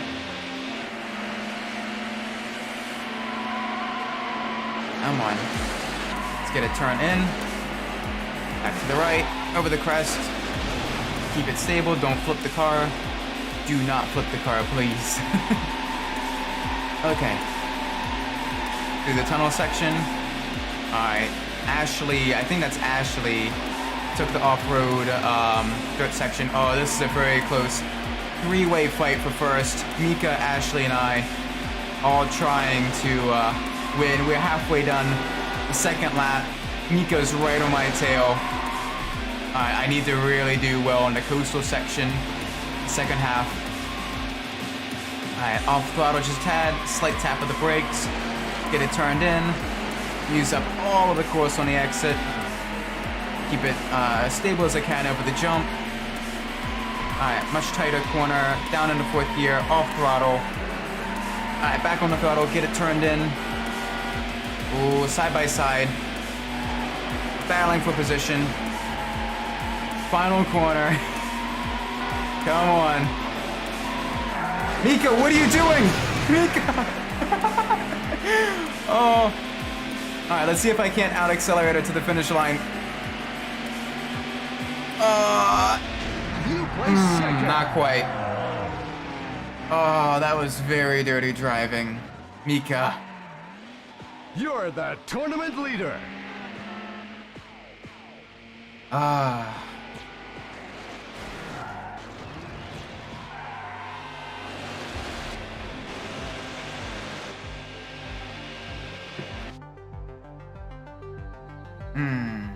Alrighty then.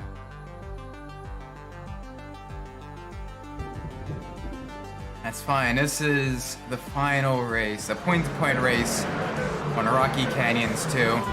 It should be a shorter race, I think.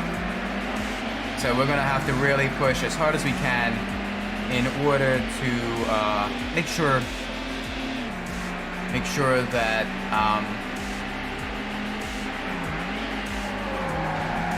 that we don't get passed. I think we are pretty, unless we finish like a very bad position, like last or close to last. I think we have a solid chance at winning the championship, but I don't want to take too many chances. I'm going to push to get a victory here.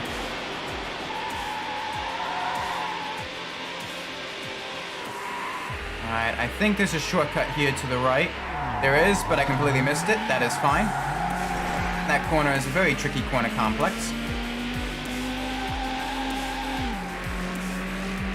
Oh gosh, the rest of them...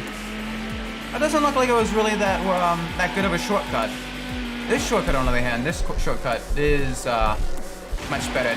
I'm able to take out that hairpin there, and a good chunk. Yeah, I'm able to take out that hairpin there and smooth that out a little bit. And then if I go through the mine section here, boom. Keep out. That sign won't stop me because I can't read.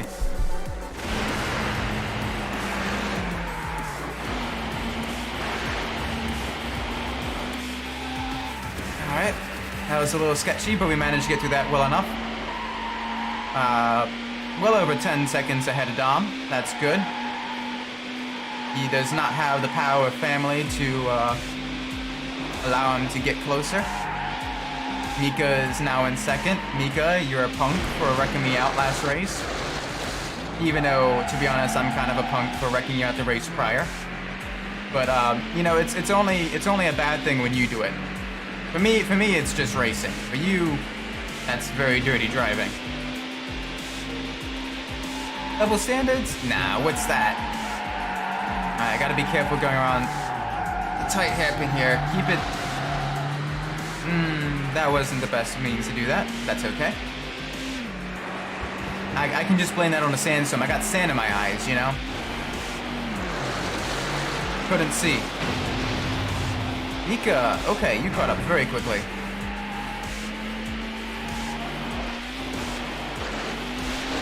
I want to avoid that derelict car there. Go over the jump. Very, very big jump.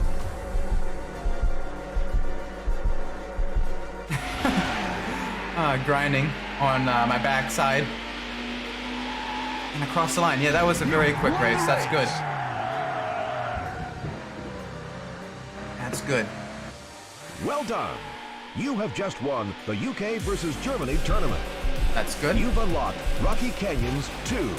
Alright, we've unlocked Rocky Canyons 2. Oh gosh, I don't want to reset the race. Let's return to the championship. Very, very nice. Alright, that's another event done. That was a very long event. Wow.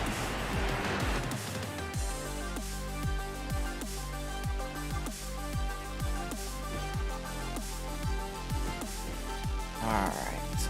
We have a knockout, we have a lap knockout, and a training. So this is the only one that isn't a multi-race series. Ooh. Yes. Alright, we get some really good cars here.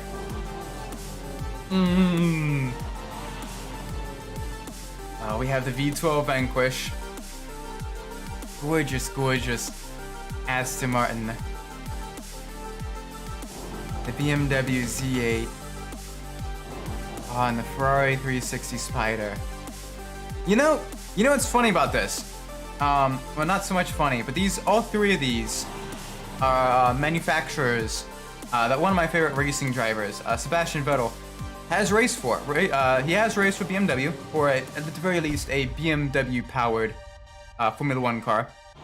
He is currently racing with Aston Martin, and he previously raced for Ferrari as well.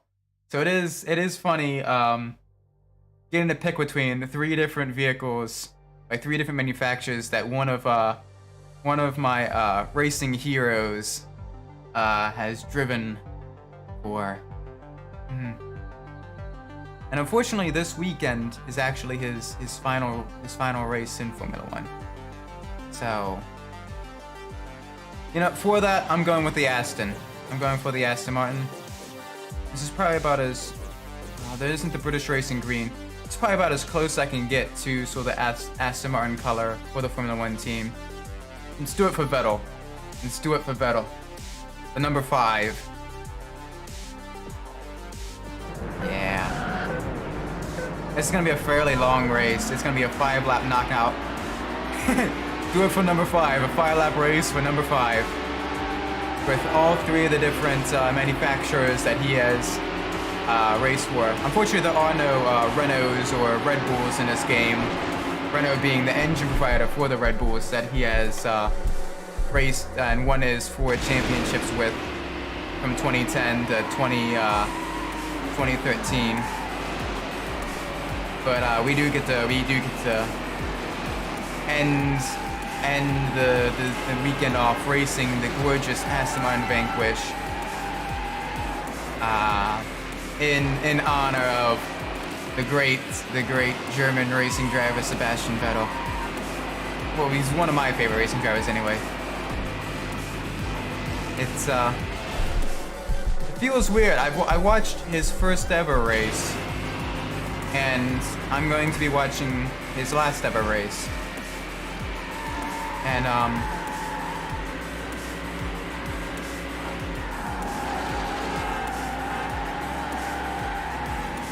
it hits hard, shall I say? It does hit me right in the feels.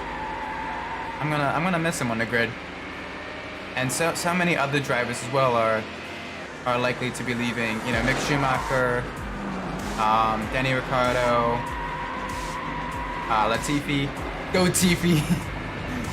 Nicholas Latifi, he's going to be leaving as well, and it's jeez, it feels weird. It feels very, very weird seeing all these drivers leaving.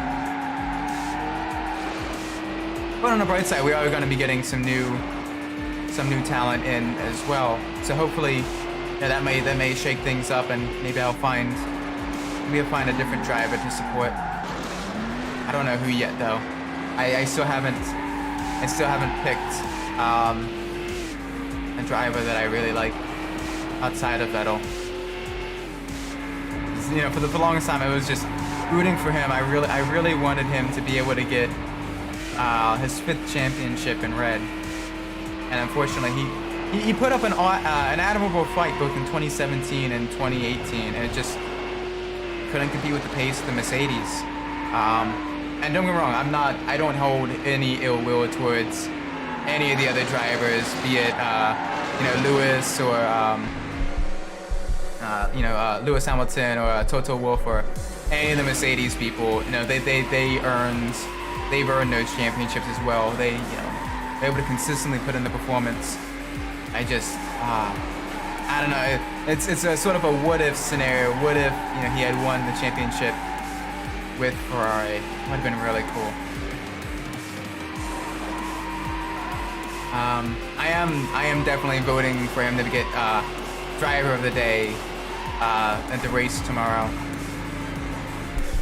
So hopefully Hopefully the race goes well for him. I don't want it to be like Kimi's last race, where he had to retire due to vehicle issues. I want him to at least get points, or maybe even like an absolutely crazy drive to the podium. I would love to see, the final race be a podium finish.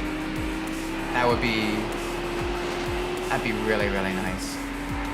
I think I would probably cry if that happened.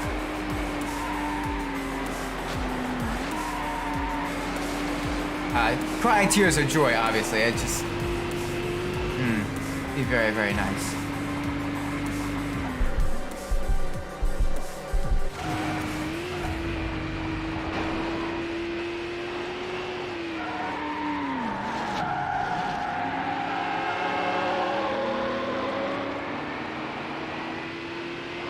And I do,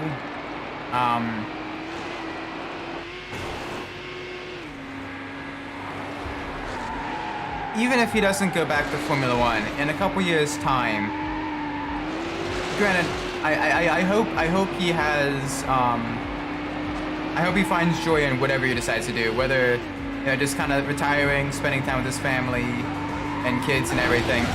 Oh gosh, all right, that was a heavy hit from the barrel there.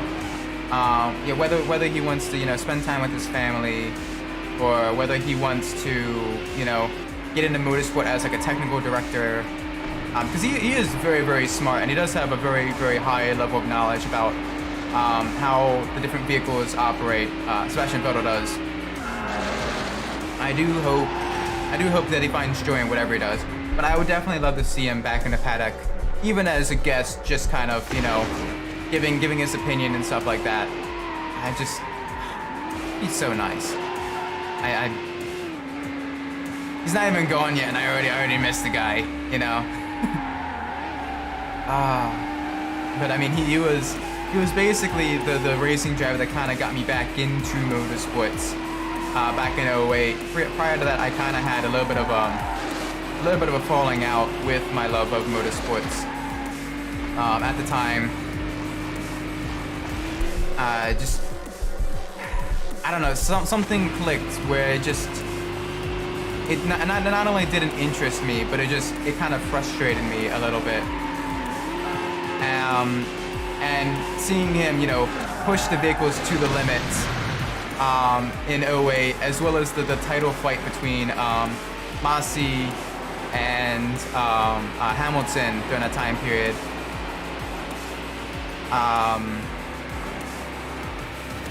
That kind of reignited my love of motorsports that I'd kind of been burnt out for a couple years prior to that.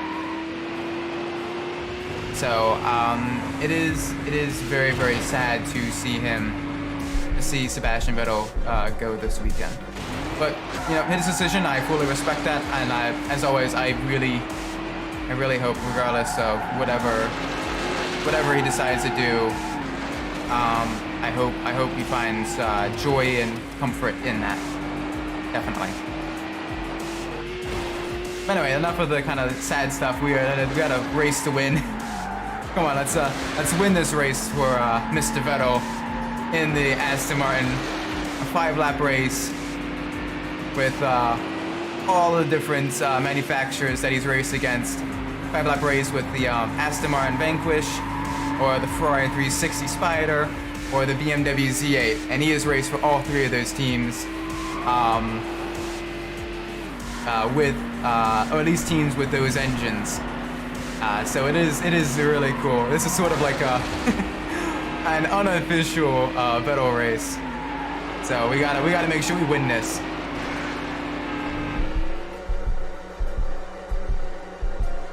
All right, big jump. Car is a little sideways going over there. Let's keep this stable.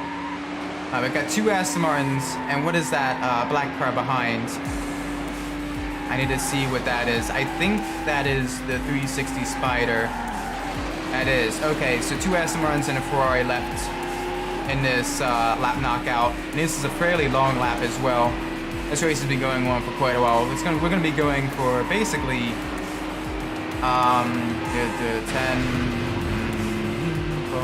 12 and a half minutes this race is going on for, basically. So It is quite an endurance event, as I am doing my best to keep ahead of both Wayne and Ashley. And oh boy, they are challenging for position. Oh, got a little squirrely there. All right, let's see if we can't out-accelerate them back onto the straights and into the slight sweeper. We do have an outside line. They are pushing us quite a bit. They're being very aggressive. But I think we've managed to get into the lead, if ever so slightly. Let's take this shortcut here through the marina. Jump there. Big jump here. Got to be careful not to get the car all squirrely. All right, good. Managed to maintain our momentum coming out of that turn, despite being in the air.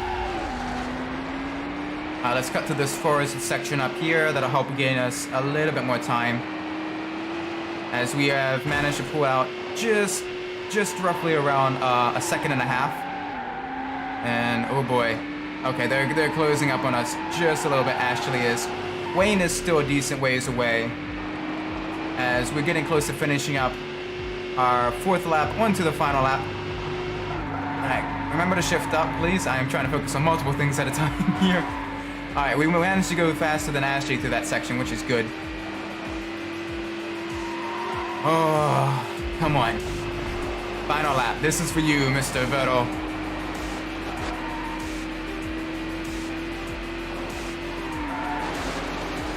Oh, little tap on the wall there. That's all right. All right, Ashley's got to run on me down this straight, but I do have the inside line going to the double left-hand corners. All right, she managed to slow up just a little bit around the jump.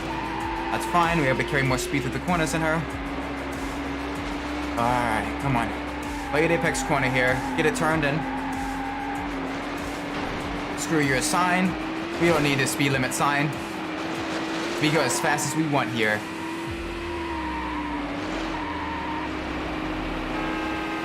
Don't honk at me. You deserve to be in second. I'm gonna win this. Come on.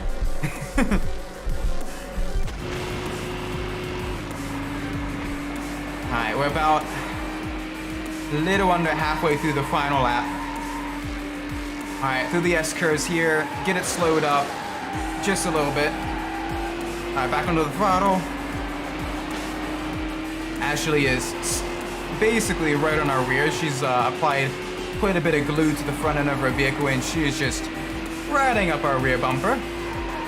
That's okay. Ooh, get it turned into the left. That was very rude there. That was very mean. Don't do that, Ashley. Come on. That's very mean. Don't do that. Bad, Ashley.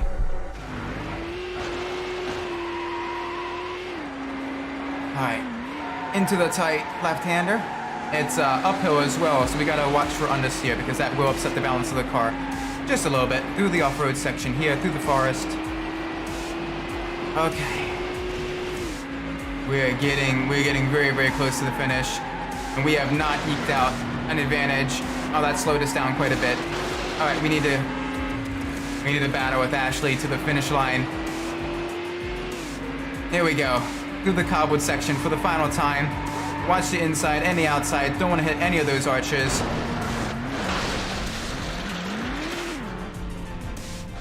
Oh, no. No.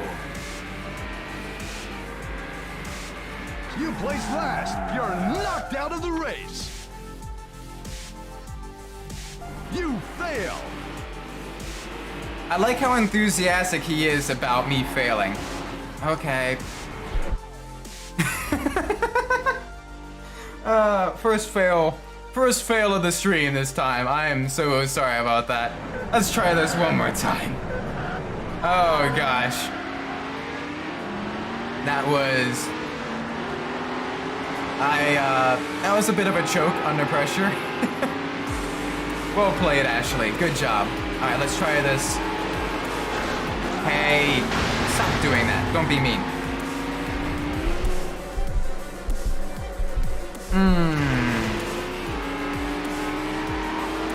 That's fine. We get to drive more with the Aston. It's a gorgeous car anyway. Beautiful V12 engine, producing an immense amount of power.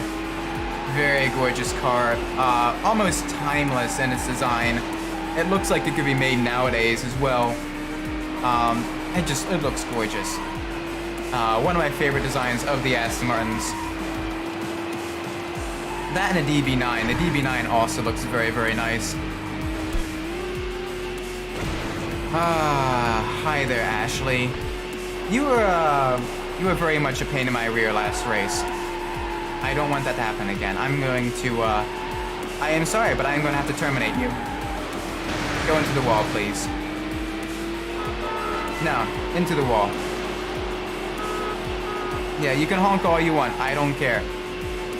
I'm going to be aggressive with you now. I'm going to be a little bit mean. I'm going to give you a little bit of taps. A little bit of tippy taps. Kind of throw you off your game. The AI does not like to take any of the shortcuts on this track. It is, to be fair, not a whole lot of them give you an advantage, and some of them are very risky. Like the cobbled section is a very risky line to take, but you do gain quite a bit of time by going through there. I probably should have, the final lap, I probably should have played it safe and gone around the outside. But that was my mistake. Oh well, I've learned from that. Let's try this one more time. 5 laps, gorgeous cars, Sebastian Vettel. We know the deal. Take that barrel.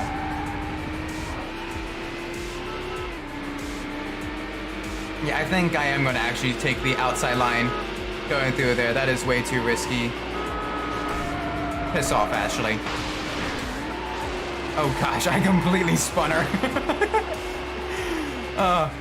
I'm not playing the cop mode. I'm not sure why I'm attempting to do pit maneuvers.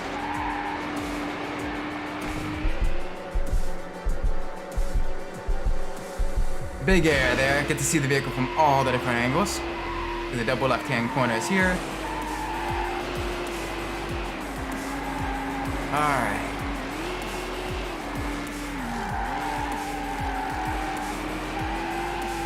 Now we don't have to deal with Ashley for at least a little bit. She's now down in a third. Wayne is about a 1.5 seconds behind us. We do have a little bit of breathing room. Let's make sure we don't make any mistakes. And let's have a good race.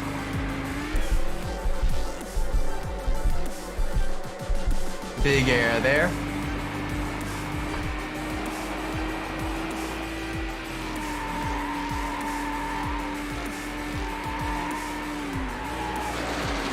We're going to be having that Ferrari 360 Spider, but driven by Wayne, right on our tail, just for a little bit anyway. It's going to be a little bit tricky to outmaneuver. That mid-engine car will be, doesn't quite have the power that the V12 Vantage has, but it is considerably more maneuverable, so it will be faster than us on the twisty bits. And this track is fairly well balanced between requiring good handling and requiring quite a high bit of acceleration and top speed. So we do need to be careful. There's that Ferrari right up behind us. Come on.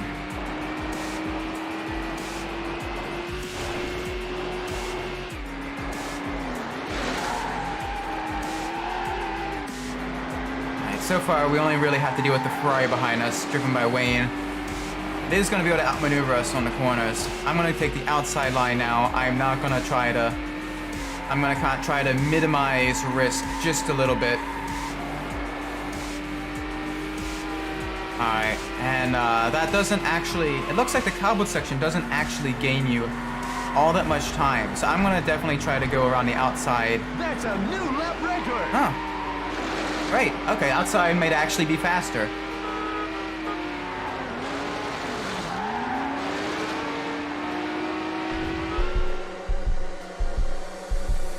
Alright, we're gonna have to, we're gonna try the outside each of these laps then. As the cobbled section is very squirrely, you don't have as much grip there, and it's very narrow as you're trying to keep as much momentum as possible through a very tight right-hander.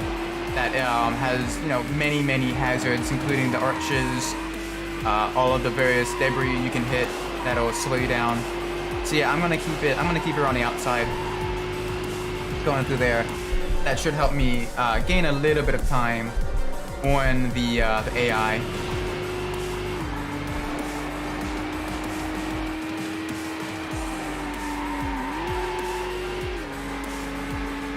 Alright, easy, go around the tight right-hander here. Get back onto the speed, back up to as much speed as we can anyway. Alright, getting close to the marina section.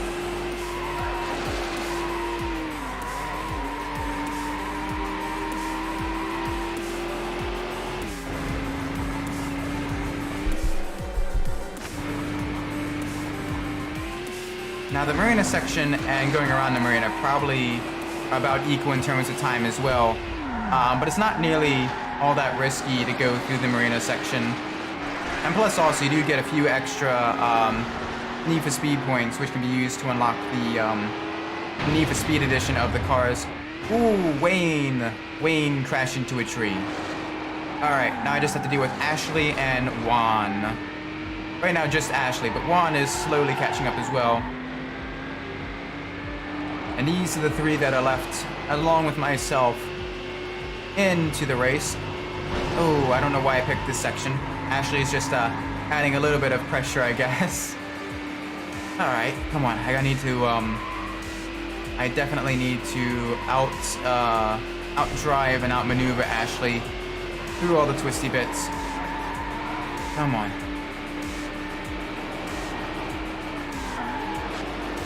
Ooh, easy.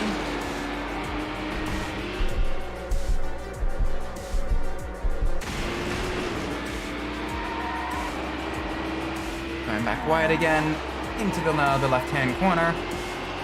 I want to get this set up for the late apex right-hander coming up here, because if I get this corner right, it will affect my speed, kind of going through the higher speed double left-handers here. Basically take these corners flat out, which will then allow me to, oh gosh, flip the inside there just a little bit. That's going to slow me down. Alright, I do have at least one more lap to get caught back up with Ashley. I can see her just ahead. She's about a second ahead of me. Wayne is about 2 seconds behind. I definitely don't want to have to do this event another time because this is a very long race. Granted, there is even longer events in this game. Of note is one of the last events in the championship career tree. It is a 10-lap race around one of the longest circuits in the game. And while on one hand you are driving the McLaren F1 LM, which is a gorgeous car with lots of downforce, really good handling, it is also 10 laps around the longest circuit of the game. It's basically a 30-minute race. I'm not quite looking forward to doing that one. That one is going to very much test my endurance. Especially if I make any mistakes and I need to do it more than once. Yeah, so far so good. We are into the lead again. We have passed Ashley. We have lost both of our mirrors. Our vehicle does have a little bit of damage to it, which means we do have a little bit of engine damage, which does mean that we will be lacking a little bit of power. Oh gosh, barrel. Okay. Coming across the line to start our final lap. Ashley is dead behind me.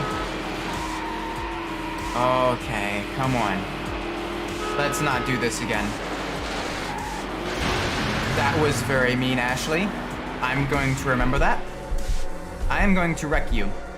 I don't care. You are being very mean. You are testing my patience. I'm gonna run you wide, Hal. Got a little bit of a clip there on you. I'm gonna push you wide here. Yeah.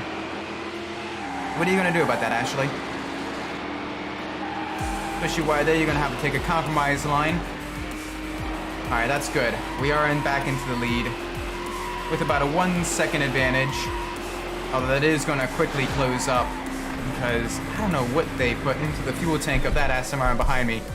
But I want some of that for my car because it is much faster than me on the straights, probably because it has just a little bit less damage onto the vehicle. Alright, late apex right hand corner, gonna slow down to third gear to get a car turned in. Alright, speeding back up. Alright, about halfway through our final lap here. Ashley's about a half of a second behind us. I am really feeling the pressure. I'm gonna make sure I don't make any stupid mistakes that would cost me the event. Yeah, I'm gonna make you take this shortcut, Ashley.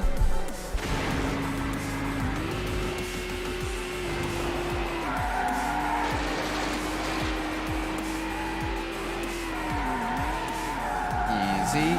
Get her on a tight hairpin. Get it back up to the gears. Let's take the forested section here. Alright, we're doing well. Ooh, easy, easy, easy through the S-curves here. Alright, final corner section just up ahead. I am not going to take the cobbled section. I'm going to go around the outside. Ashley's probably going to take the shortcut. Yes, she is. That's fine. I can outmaneuver you. I can carry more momentum through here. Side by side. Just ahead onto the final straight. Come on. Oh boy. There we go. And across 9. Oh. Yes. Way to go. You have just won the Calypso Coast Lap Knockout. Okay. Good. You set a new record for this track. We won that. That's good. That is very good. Do it for Vettel. Oh, wow. Alright, that was a very difficult event, actually. Alright, let's try... Since the rest of those are all tournament races, I'm going to do a few shorter races here. Let's do the convertible cruise race. Alright, we have the BMW Z8 and the Ferrari 550 Barchetta. Both of them absolutely gorgeous. I want the 550 Barchetta though. Look at that. That is such a gorgeous car. Beautiful, beautiful car. This is probably my favorite car of all in the game. Yes. Very warm, very dry desert area. We get to feel the beautiful power of the engine of the 550. 3-lap race. It's going to be a fairly long laps as well. Alright, let's see if we can't outmaneuver these Z8s into the corners and out-accelerate them into the straight here. There we go, into the lead. Oh, I love this car. It is a beautiful, timeless design. I love it.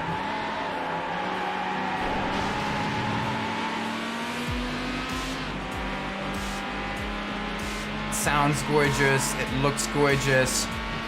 It is gorgeous. A beautiful, beautiful cabrio look. I love it. I love it. It's so nice. Definitely one of my favorite Ferraris of all time. And again, definitely my favorite car in the game. Very beautiful. Easier on the hairpin. Alright, back onto the throttle. Let's catch up that Z8 there ahead of us.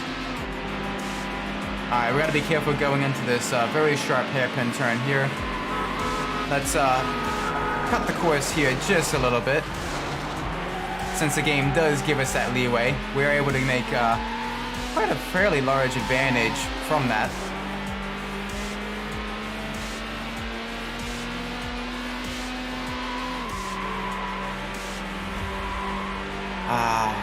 Nice, nice, nice.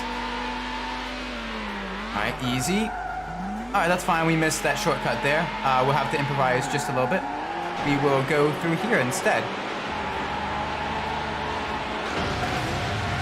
Alright, a little bit of damage from the wall there. That's fine. We have a few dents and scrapes on our Ferrari. We can get that repaired after the race.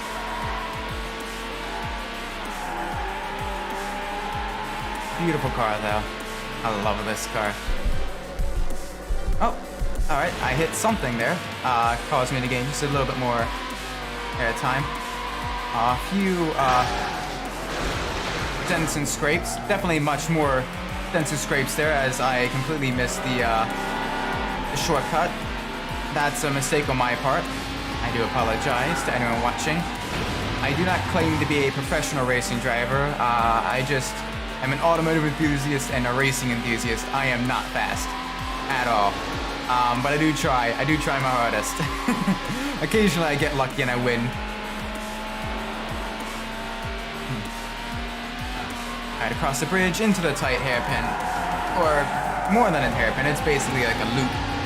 Going back down into the left. Okay. Very nice, very nice. Managed to maintain a lead. Went to the second lap. And this is basically a 3-minute lap, so this will be a 9-minute race. That's fine. After this race, we'll probably do one more event from the championship series, and then we'll probably call it a day for the stream. But right now, oh man, I'm enjoying driving this Ferrari. It is so nice. I am loving this.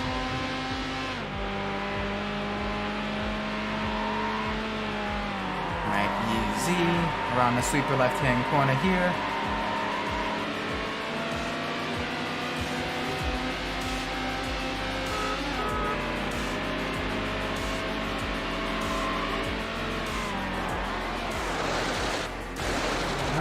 Alright, down all the way in the first gear as we kind of cut across that hairpin. That worked. That worked in our favor. That's very good. Alright, let's not miss this entrance to the shortcut to the left coming up here. Let's make sure we get that. I can see that up ahead. Let's slow down just a little bit for that. Let's go in there. There we go. That'll set us up for the next shortcut that all lead into one another. Alright, a little bit of damage from the wall there, as it does narrow to being pretty much only as wide as a single car is.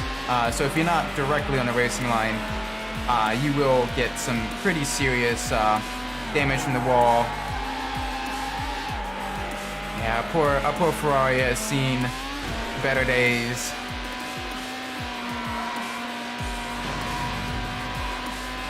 Alright, let's take the S-curves, and we are getting really, really close to finishing up this second lap, as we will be on to our final lap. Come on. Bear with me, you beautiful Italian horse. Through the final corner of our second lap, onto the final lap. Here we go. We are a little bit under 3 seconds ahead of second place. Dom is using the power of his family to slowly gain on us. Alright, out of the loop section. In the very, very tight loop section. Oh, I see Dom right behind us. He is very, very close. Alright, through the tight hairpin. Gotta be careful, gotta be careful. A little bit of bump from the wall there, that's fine. Let's take the shortcut here. Hi, Dom. Goodbye, Dom. Ooh, come on.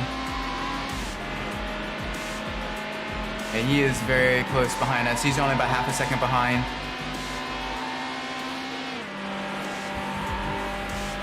Ooh. Alright, we got 2 people challenging me for the lead. It's gonna be tough to hold off, but I think a little bit under halfway through this lap. That's good. And push to the finish from here.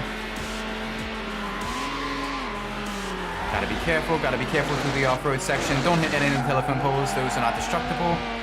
Alright, managed to gain quite a bit of time there, that's good.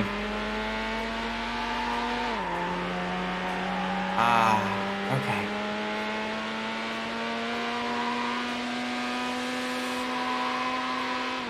Alright, let's go through the mine section for the final time, because that kind of helps us, even though it's very narrow and very tricky, it does help us go through the hairpins without losing too much time. Alright, didn't hit the wall that time, that's good.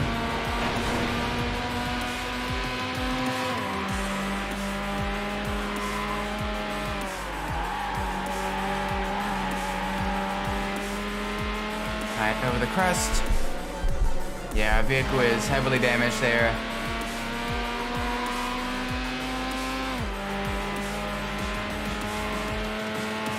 Alright, through all the twisty S-curves for the final time to make our way.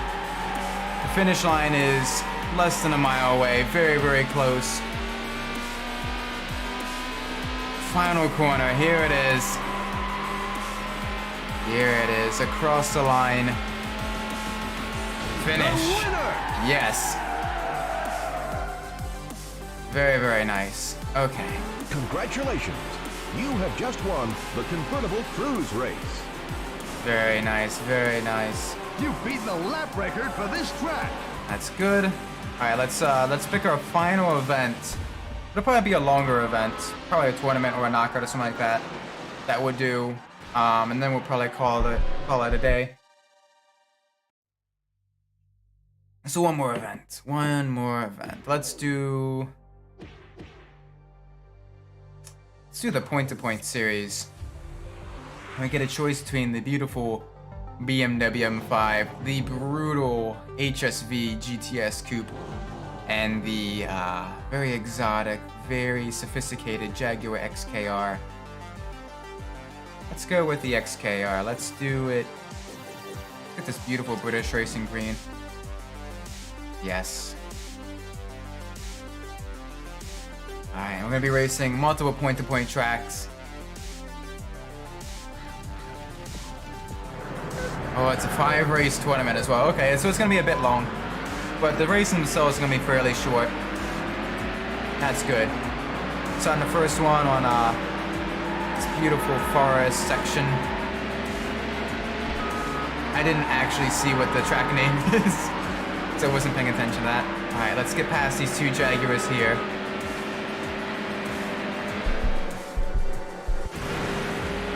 That car looks beautiful in the forest section. Very nice. The greens kind of mesh well with each other.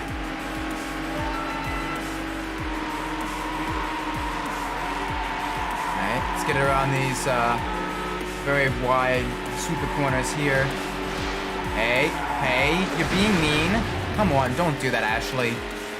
You're being a punk. You deserve that, Ashley. That is exactly what you deserve, Ashley. You crashed into that car. Now let's take this shortcut here. A little bit of area there. Through the tree, the big tree. Across the bridge.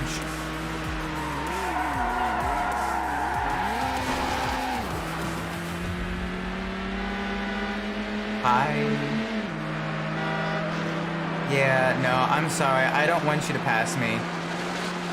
Please don't pass me. I want to be the one to win.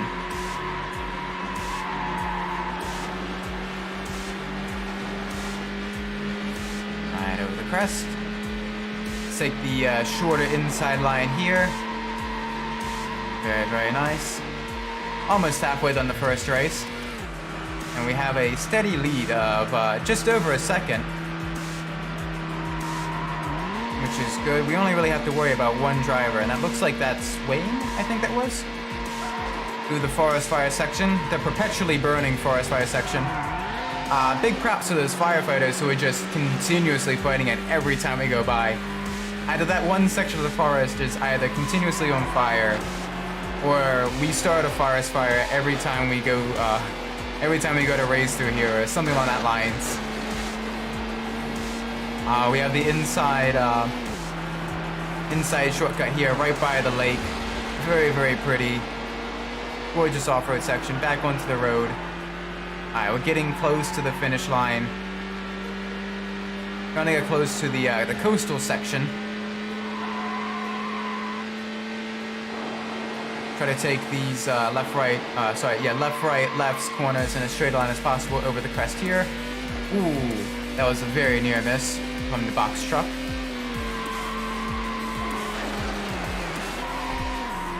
Alright, let's avoid the truck here. Only a few corners left until we're done the first race.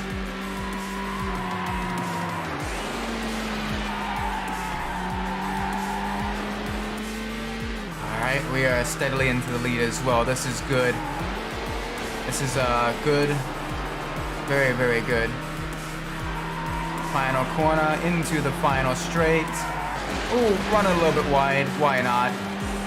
Leave our mark under the wall. Let everyone know we were here. And across the line. Won the race. Ah, very nice. Very nice.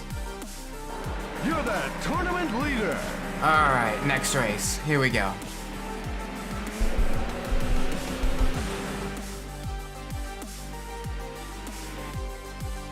Alright, let's see what the next race is.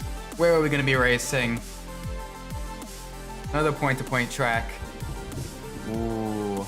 Alright, Rocky Canyons. Back to the desert. It'll be a flash of green moving at well over 100 miles an hour in a dusty desert. Will add a little bit of life to this desert.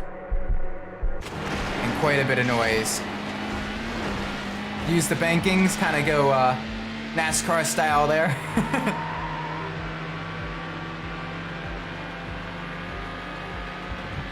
Ooh, alright.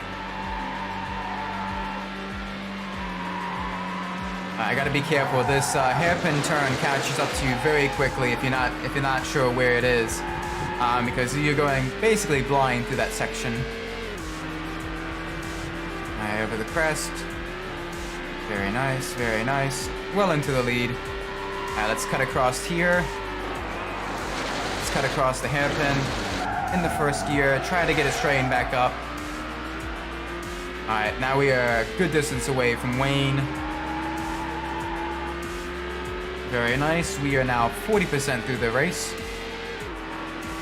We have a very solid lead. That's good, that's good. Alright, up here to the left, that's going to be the mine shaft shortcut. Oh, easy. Gotta go very smoothly through here. Kind of want to keep your car center. Don't want to go too far to the left or to the right, otherwise you will hit the wall, and that will heavily damage your vehicle. And also it will slow you down quite a bit. First through the signage, trying to keep us out. They should have put it on the other end as well, but they didn't. Alright, over the big jump here. Car bogged down just a little bit. That was kind of surprising.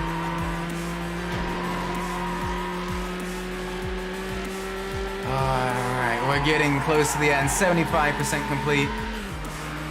And see the finish line just up ahead on the map. We still have a very, very large margin of victory as well. That's good. Oh! Alright, that's an SUV. That is an SUV. That damaged our car quite a bit. That's unfortunate. That is very unfortunate.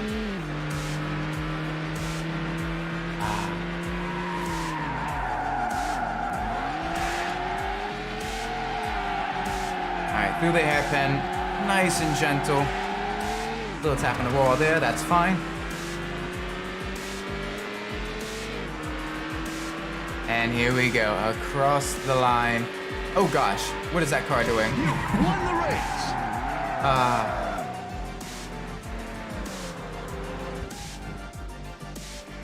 You're the tournament leader.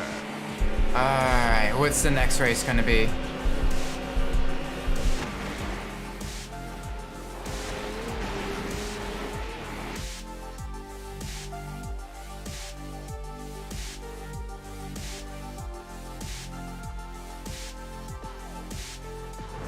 And that's gonna be Mediterranean Paradise. Very, very gorgeous track. Very, it's got a good focus between both handling and top speed.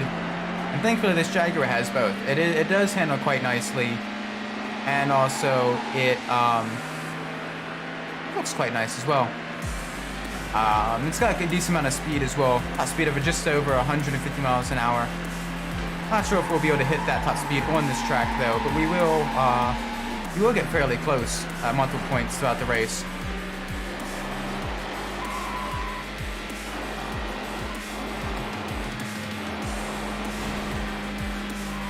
And it's got plenty of wide sweeper corners to kind of keep us on our toes. We got to make sure we watch out for traffic as well. Traffic is still a factor to consider in this race.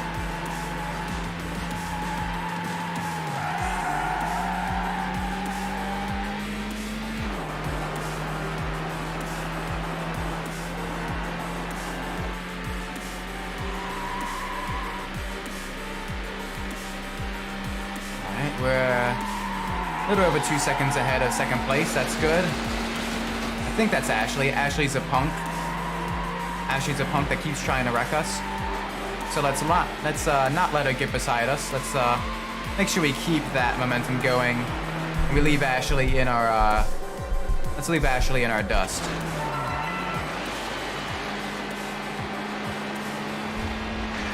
Nice inside line through there. All right, let's get back up to the speed. Through the uphill section here. This is going to bog the car down just a little bit. That's all right. Another little jump.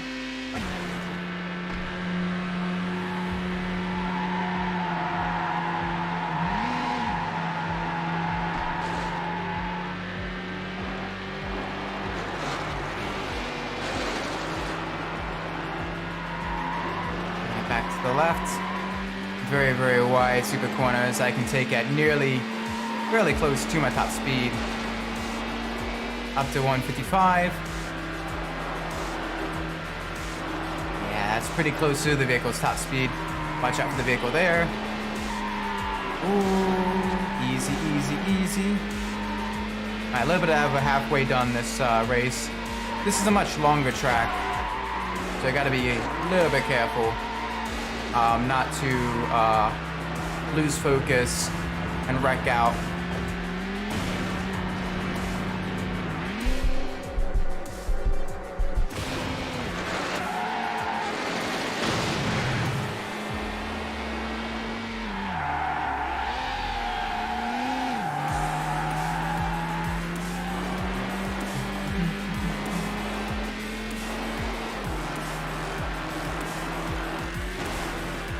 Ashley is still fairly close behind us, just under 3 seconds behind us, so we got to be careful not to let her catch up because she is a very dirty driver.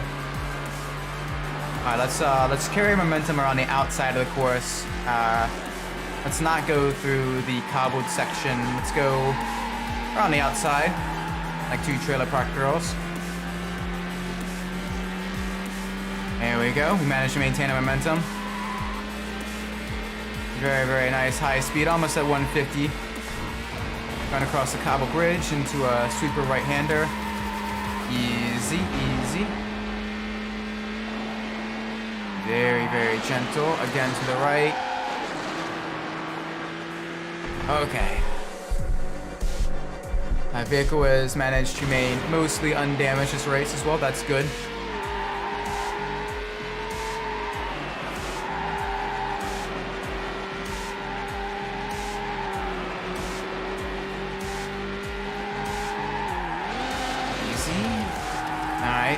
Only a few corners left until we're able to cross the line. I think that's Wayne behind us. Yeah, it is Wayne. He's gonna be a tough one to beat, but I think we have enough of a gap, provided nothing sketchy happens. I'm gonna go far to the left here, that way I don't hit into any traffic vehicles. Blind over the crest, and there we go, across the line. You won the race. Very, very nice. Okay, good. You've unlocked the Need for Speed edition of the Ferrari 550 Barchetta. Nice, we've unlocked yet another Need for Speed car. That's good. We've got two more races left. 2 more races left of this event.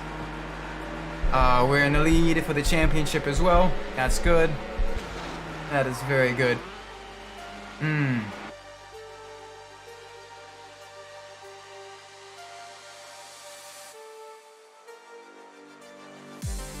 Ooh, alright, we're at Autumn Crossing at dusk as well, so this is gonna be very pretty. Beautiful fall trees, mountainous areas.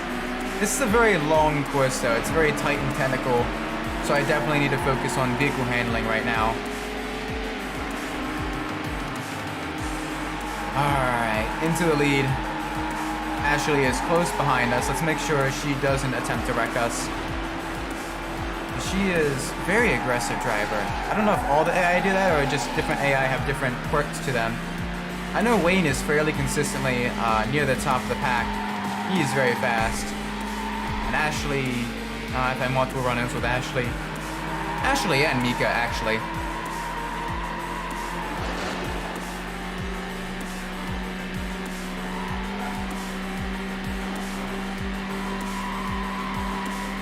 Watch out for that box truck there. Alright, we do have gentler curves here. The track does tighten up quite a bit later on. Onto the brakes just ever so slightly to get it turned in. For the left and right corners here. Out past the scenic lookout. You have plenty of runoff space there, as that's basically a parking lot where you can look out over the mountains. Very, very beautiful. Alright, Wayne is just in front of us. Let's pass him nice and clean, because he's usually pretty good about racing us clean as well. Ooh, back to the left. Careful, don't want to hit the guardrails. And now the track gets a little bit tighter, a little bit more technical. And it starts to get multiple diverging paths as well. So you got to be careful. And you got to watch out for the various spots where you can gain a lot of time. Like right now, Wayne has managed to gain quite a bit of time on me by taking that shortcut, so I'm gonna have to make sure I gain that time back. And there they are up ahead. Yeah, they gained a lot of time on me. I lost a lot of time by not taking that shortcut. Okay, that's fine. I just gotta be on the lookout for the next shortcut, which is here. Wayne also took that. Ooh, easy, onto the brakes, back onto the gas.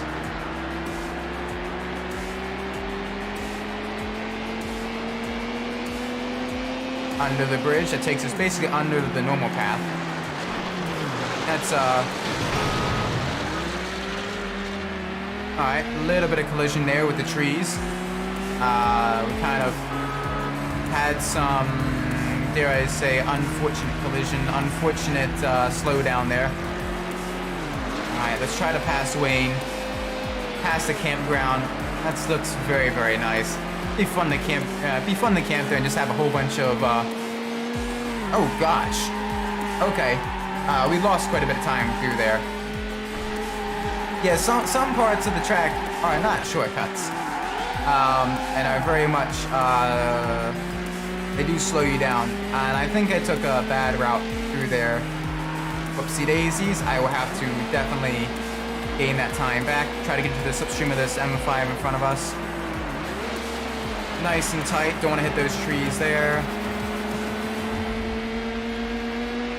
Alright, come on. Up in the third, I see second just up ahead. That HSV, the Holden HSV Coupe. Very, very fast, very powerful. Managed to get past that, that's good. Ooh, easy, easy. Back up in the second, I see Ashley just up ahead. I'm gonna try to catch her. She will have a little bit of advantage through these tight hairpins, I think, because the M5 does get a little bit more turn in and a little bit better acceleration than the XKR. Ooh, although I'm able to take that line a little bit better than her. So, come on. Alright, now let's take this shortcut coming up here. Very, very... There we go. Nice. Alright, Ashley's still very close behind. Managed to pull out just a little bit of distance on her. Why is the camera so far away from my car? Get back closer, please. Alright, around the tight left-handed loop. Come on. Under the bridge. Alright, back to the right. Back to the left. We're getting very, very close to the end. That Holden behind us. Holden these nuts. No, but that Holden behind us is very, very close. Alright, they decided not to take that shortcut. Ashley will be finishing second then, that's fine. Won the race. Ah, very, very good. Very nice. You're the tournament leader. Alright, final race of the final race of the tournament coming up. And that'll be the final race of the stream as well. So hopefully it'll be last race. Last race. Let's do it. Oh, we're back at the tropical paradise. Tropical circuit. Even if it's point to point, it's tropical circuit, that's fine. Here we go.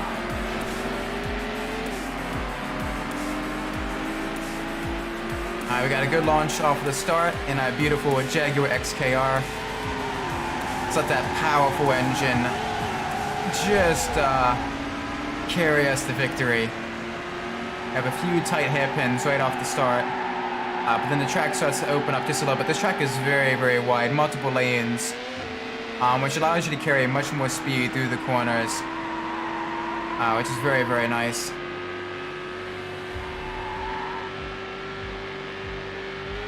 Through the village, very gorgeous supercars and sports coupes racing through a tropical village here. Past the lava flows. We're going to be going over the grate that leads basically right over a whole bunch of molten lava. That's fine. Convection doesn't exist in this game. What is convection? Convection, schmunvection, nothing. You can race over lava, your tires won't melt. It's fine. Alright, we have the tight hairpin here. Let's get onto the brakes. Get the wheels locked up. Get it turned in. Everyone's crashing on that corner. That is a very, very tight corner. They are all scrambling for position, trying to get back going the right way. We have managed to definitely come out of there less worse for wear compared to everyone else. Ashley managed to get out of that decently enough as well. That's good. Alright, into the tunnel section. This will lead us into the actual city section of the island, where you have multiple different routes you can take. And I want to make sure I take the second exit, because that'll shorten things up, and I will be able to avoid the hairpin, which is good, because the hairpin itself slows you down quite a bit. Oh, nice! We've hit our car's top speed. Oh dear! Let's avoid that taxi cab. Through the sweeper section here. Alright, and we want second exit, so we don't want that one. We want the next one. There it is. Beautiful. This will help shorten up the race just a little bit. Ashley is taking the long way around. Sucks for her, but beneficial for us. A little bit of tap on the wall there, that's okay. Yeah, and as you can see, we gained quite a bit of time by taking that second section there. We didn't have to take that hairpin, which is very nice. Very, very nice. Alright, we're a little bit past halfway done this race. I'm going to be leaving the city now, going through... this is where the track itself narrows up a little bit as it goes through the mountainous section. So we do need to focus more on vehicle handling. As you can see, the road itself does narrow quite a bit. We still have a little bit of runoff with regards to the dirt on the outside and inside. But we can't rely on that too much because it offers less grip than the tarmac. Thankfully, the road is a little bit banked. But yeah, now we're getting into the mountainous section of this track. Lots of switchbacks, lots of twists and turns, lefts and rights. And we gotta make sure we're able to carry momentum through these corners to the best of our abilities. Easy, easy, easy, easy. Back to the right. Alright, I can take a shortcut here. Let's go off-road just a little bit. Cut this corner, cut the distance down just a little bit. Alright, back to the right. Let's go into a gear higher than first, please. And it's bouncing off the rev limiter there. Ashley is still fairly close behind, only 4 seconds behind. And that M5 is very good on the corners. Alright, 85% complete. We are getting very close to finishing this race. Gotta be careful here, watch out for the palm tree. Back up the second gear. Cut a little bit of that corner off.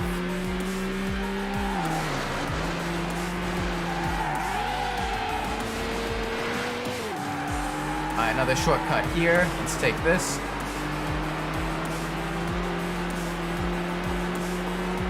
Alright, we're almost there. We're almost at the top of the mountain. We're starting to go back downhill as well. Past another little village. The little stilt houses. Very, very cool. Let's go through the village here. There we are. There's the finish line just up ahead. Final corner. Run wide, that's okay. You placed second. We missed the shortcut there. That is my fault. That's fine. We won the tournament. You've completed this event. We won the tournament, so we did have a little bit of leeway. Well played, Wayne. That was a good. You won the race. That was a good pass for the lead there. Good job, Wayne. Ah, all right. With that being said, though, my controller stopped working. I am probably gonna call it here for the stream. Thank you everyone for stopping by, turning up, and everything. I do appreciate that. It always definitely pushes me to not only push harder, but to try to entertain to the best of my abilities. Whenever I see people, showing up and everything. So thank you all for stopping by. I have been Isaac Umbras.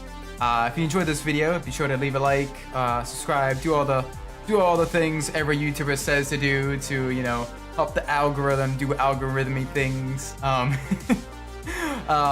But no, if only if you actually enjoyed it. Like, don't feel obligated to do so. If you dislike the video, be sure to hit that dislike button. Tell me what I did wrong. Tell me a big doo-doo head. All that stuff. Regardless, do be sure just please leave feedback one way or the other. I do appreciate that. With that, I have been Isaac Umbras. Thank you all for stopping by. Wherever you are in the world, whatever time of day it is, may it be a great time. I won't be streaming tomorrow, but I will be streaming again Monday night around 9 p.m. Eastern time.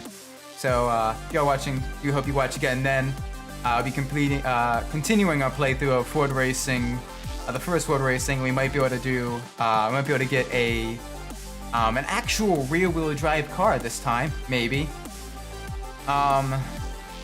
Yeah, until then, I will see you all next time. Bye!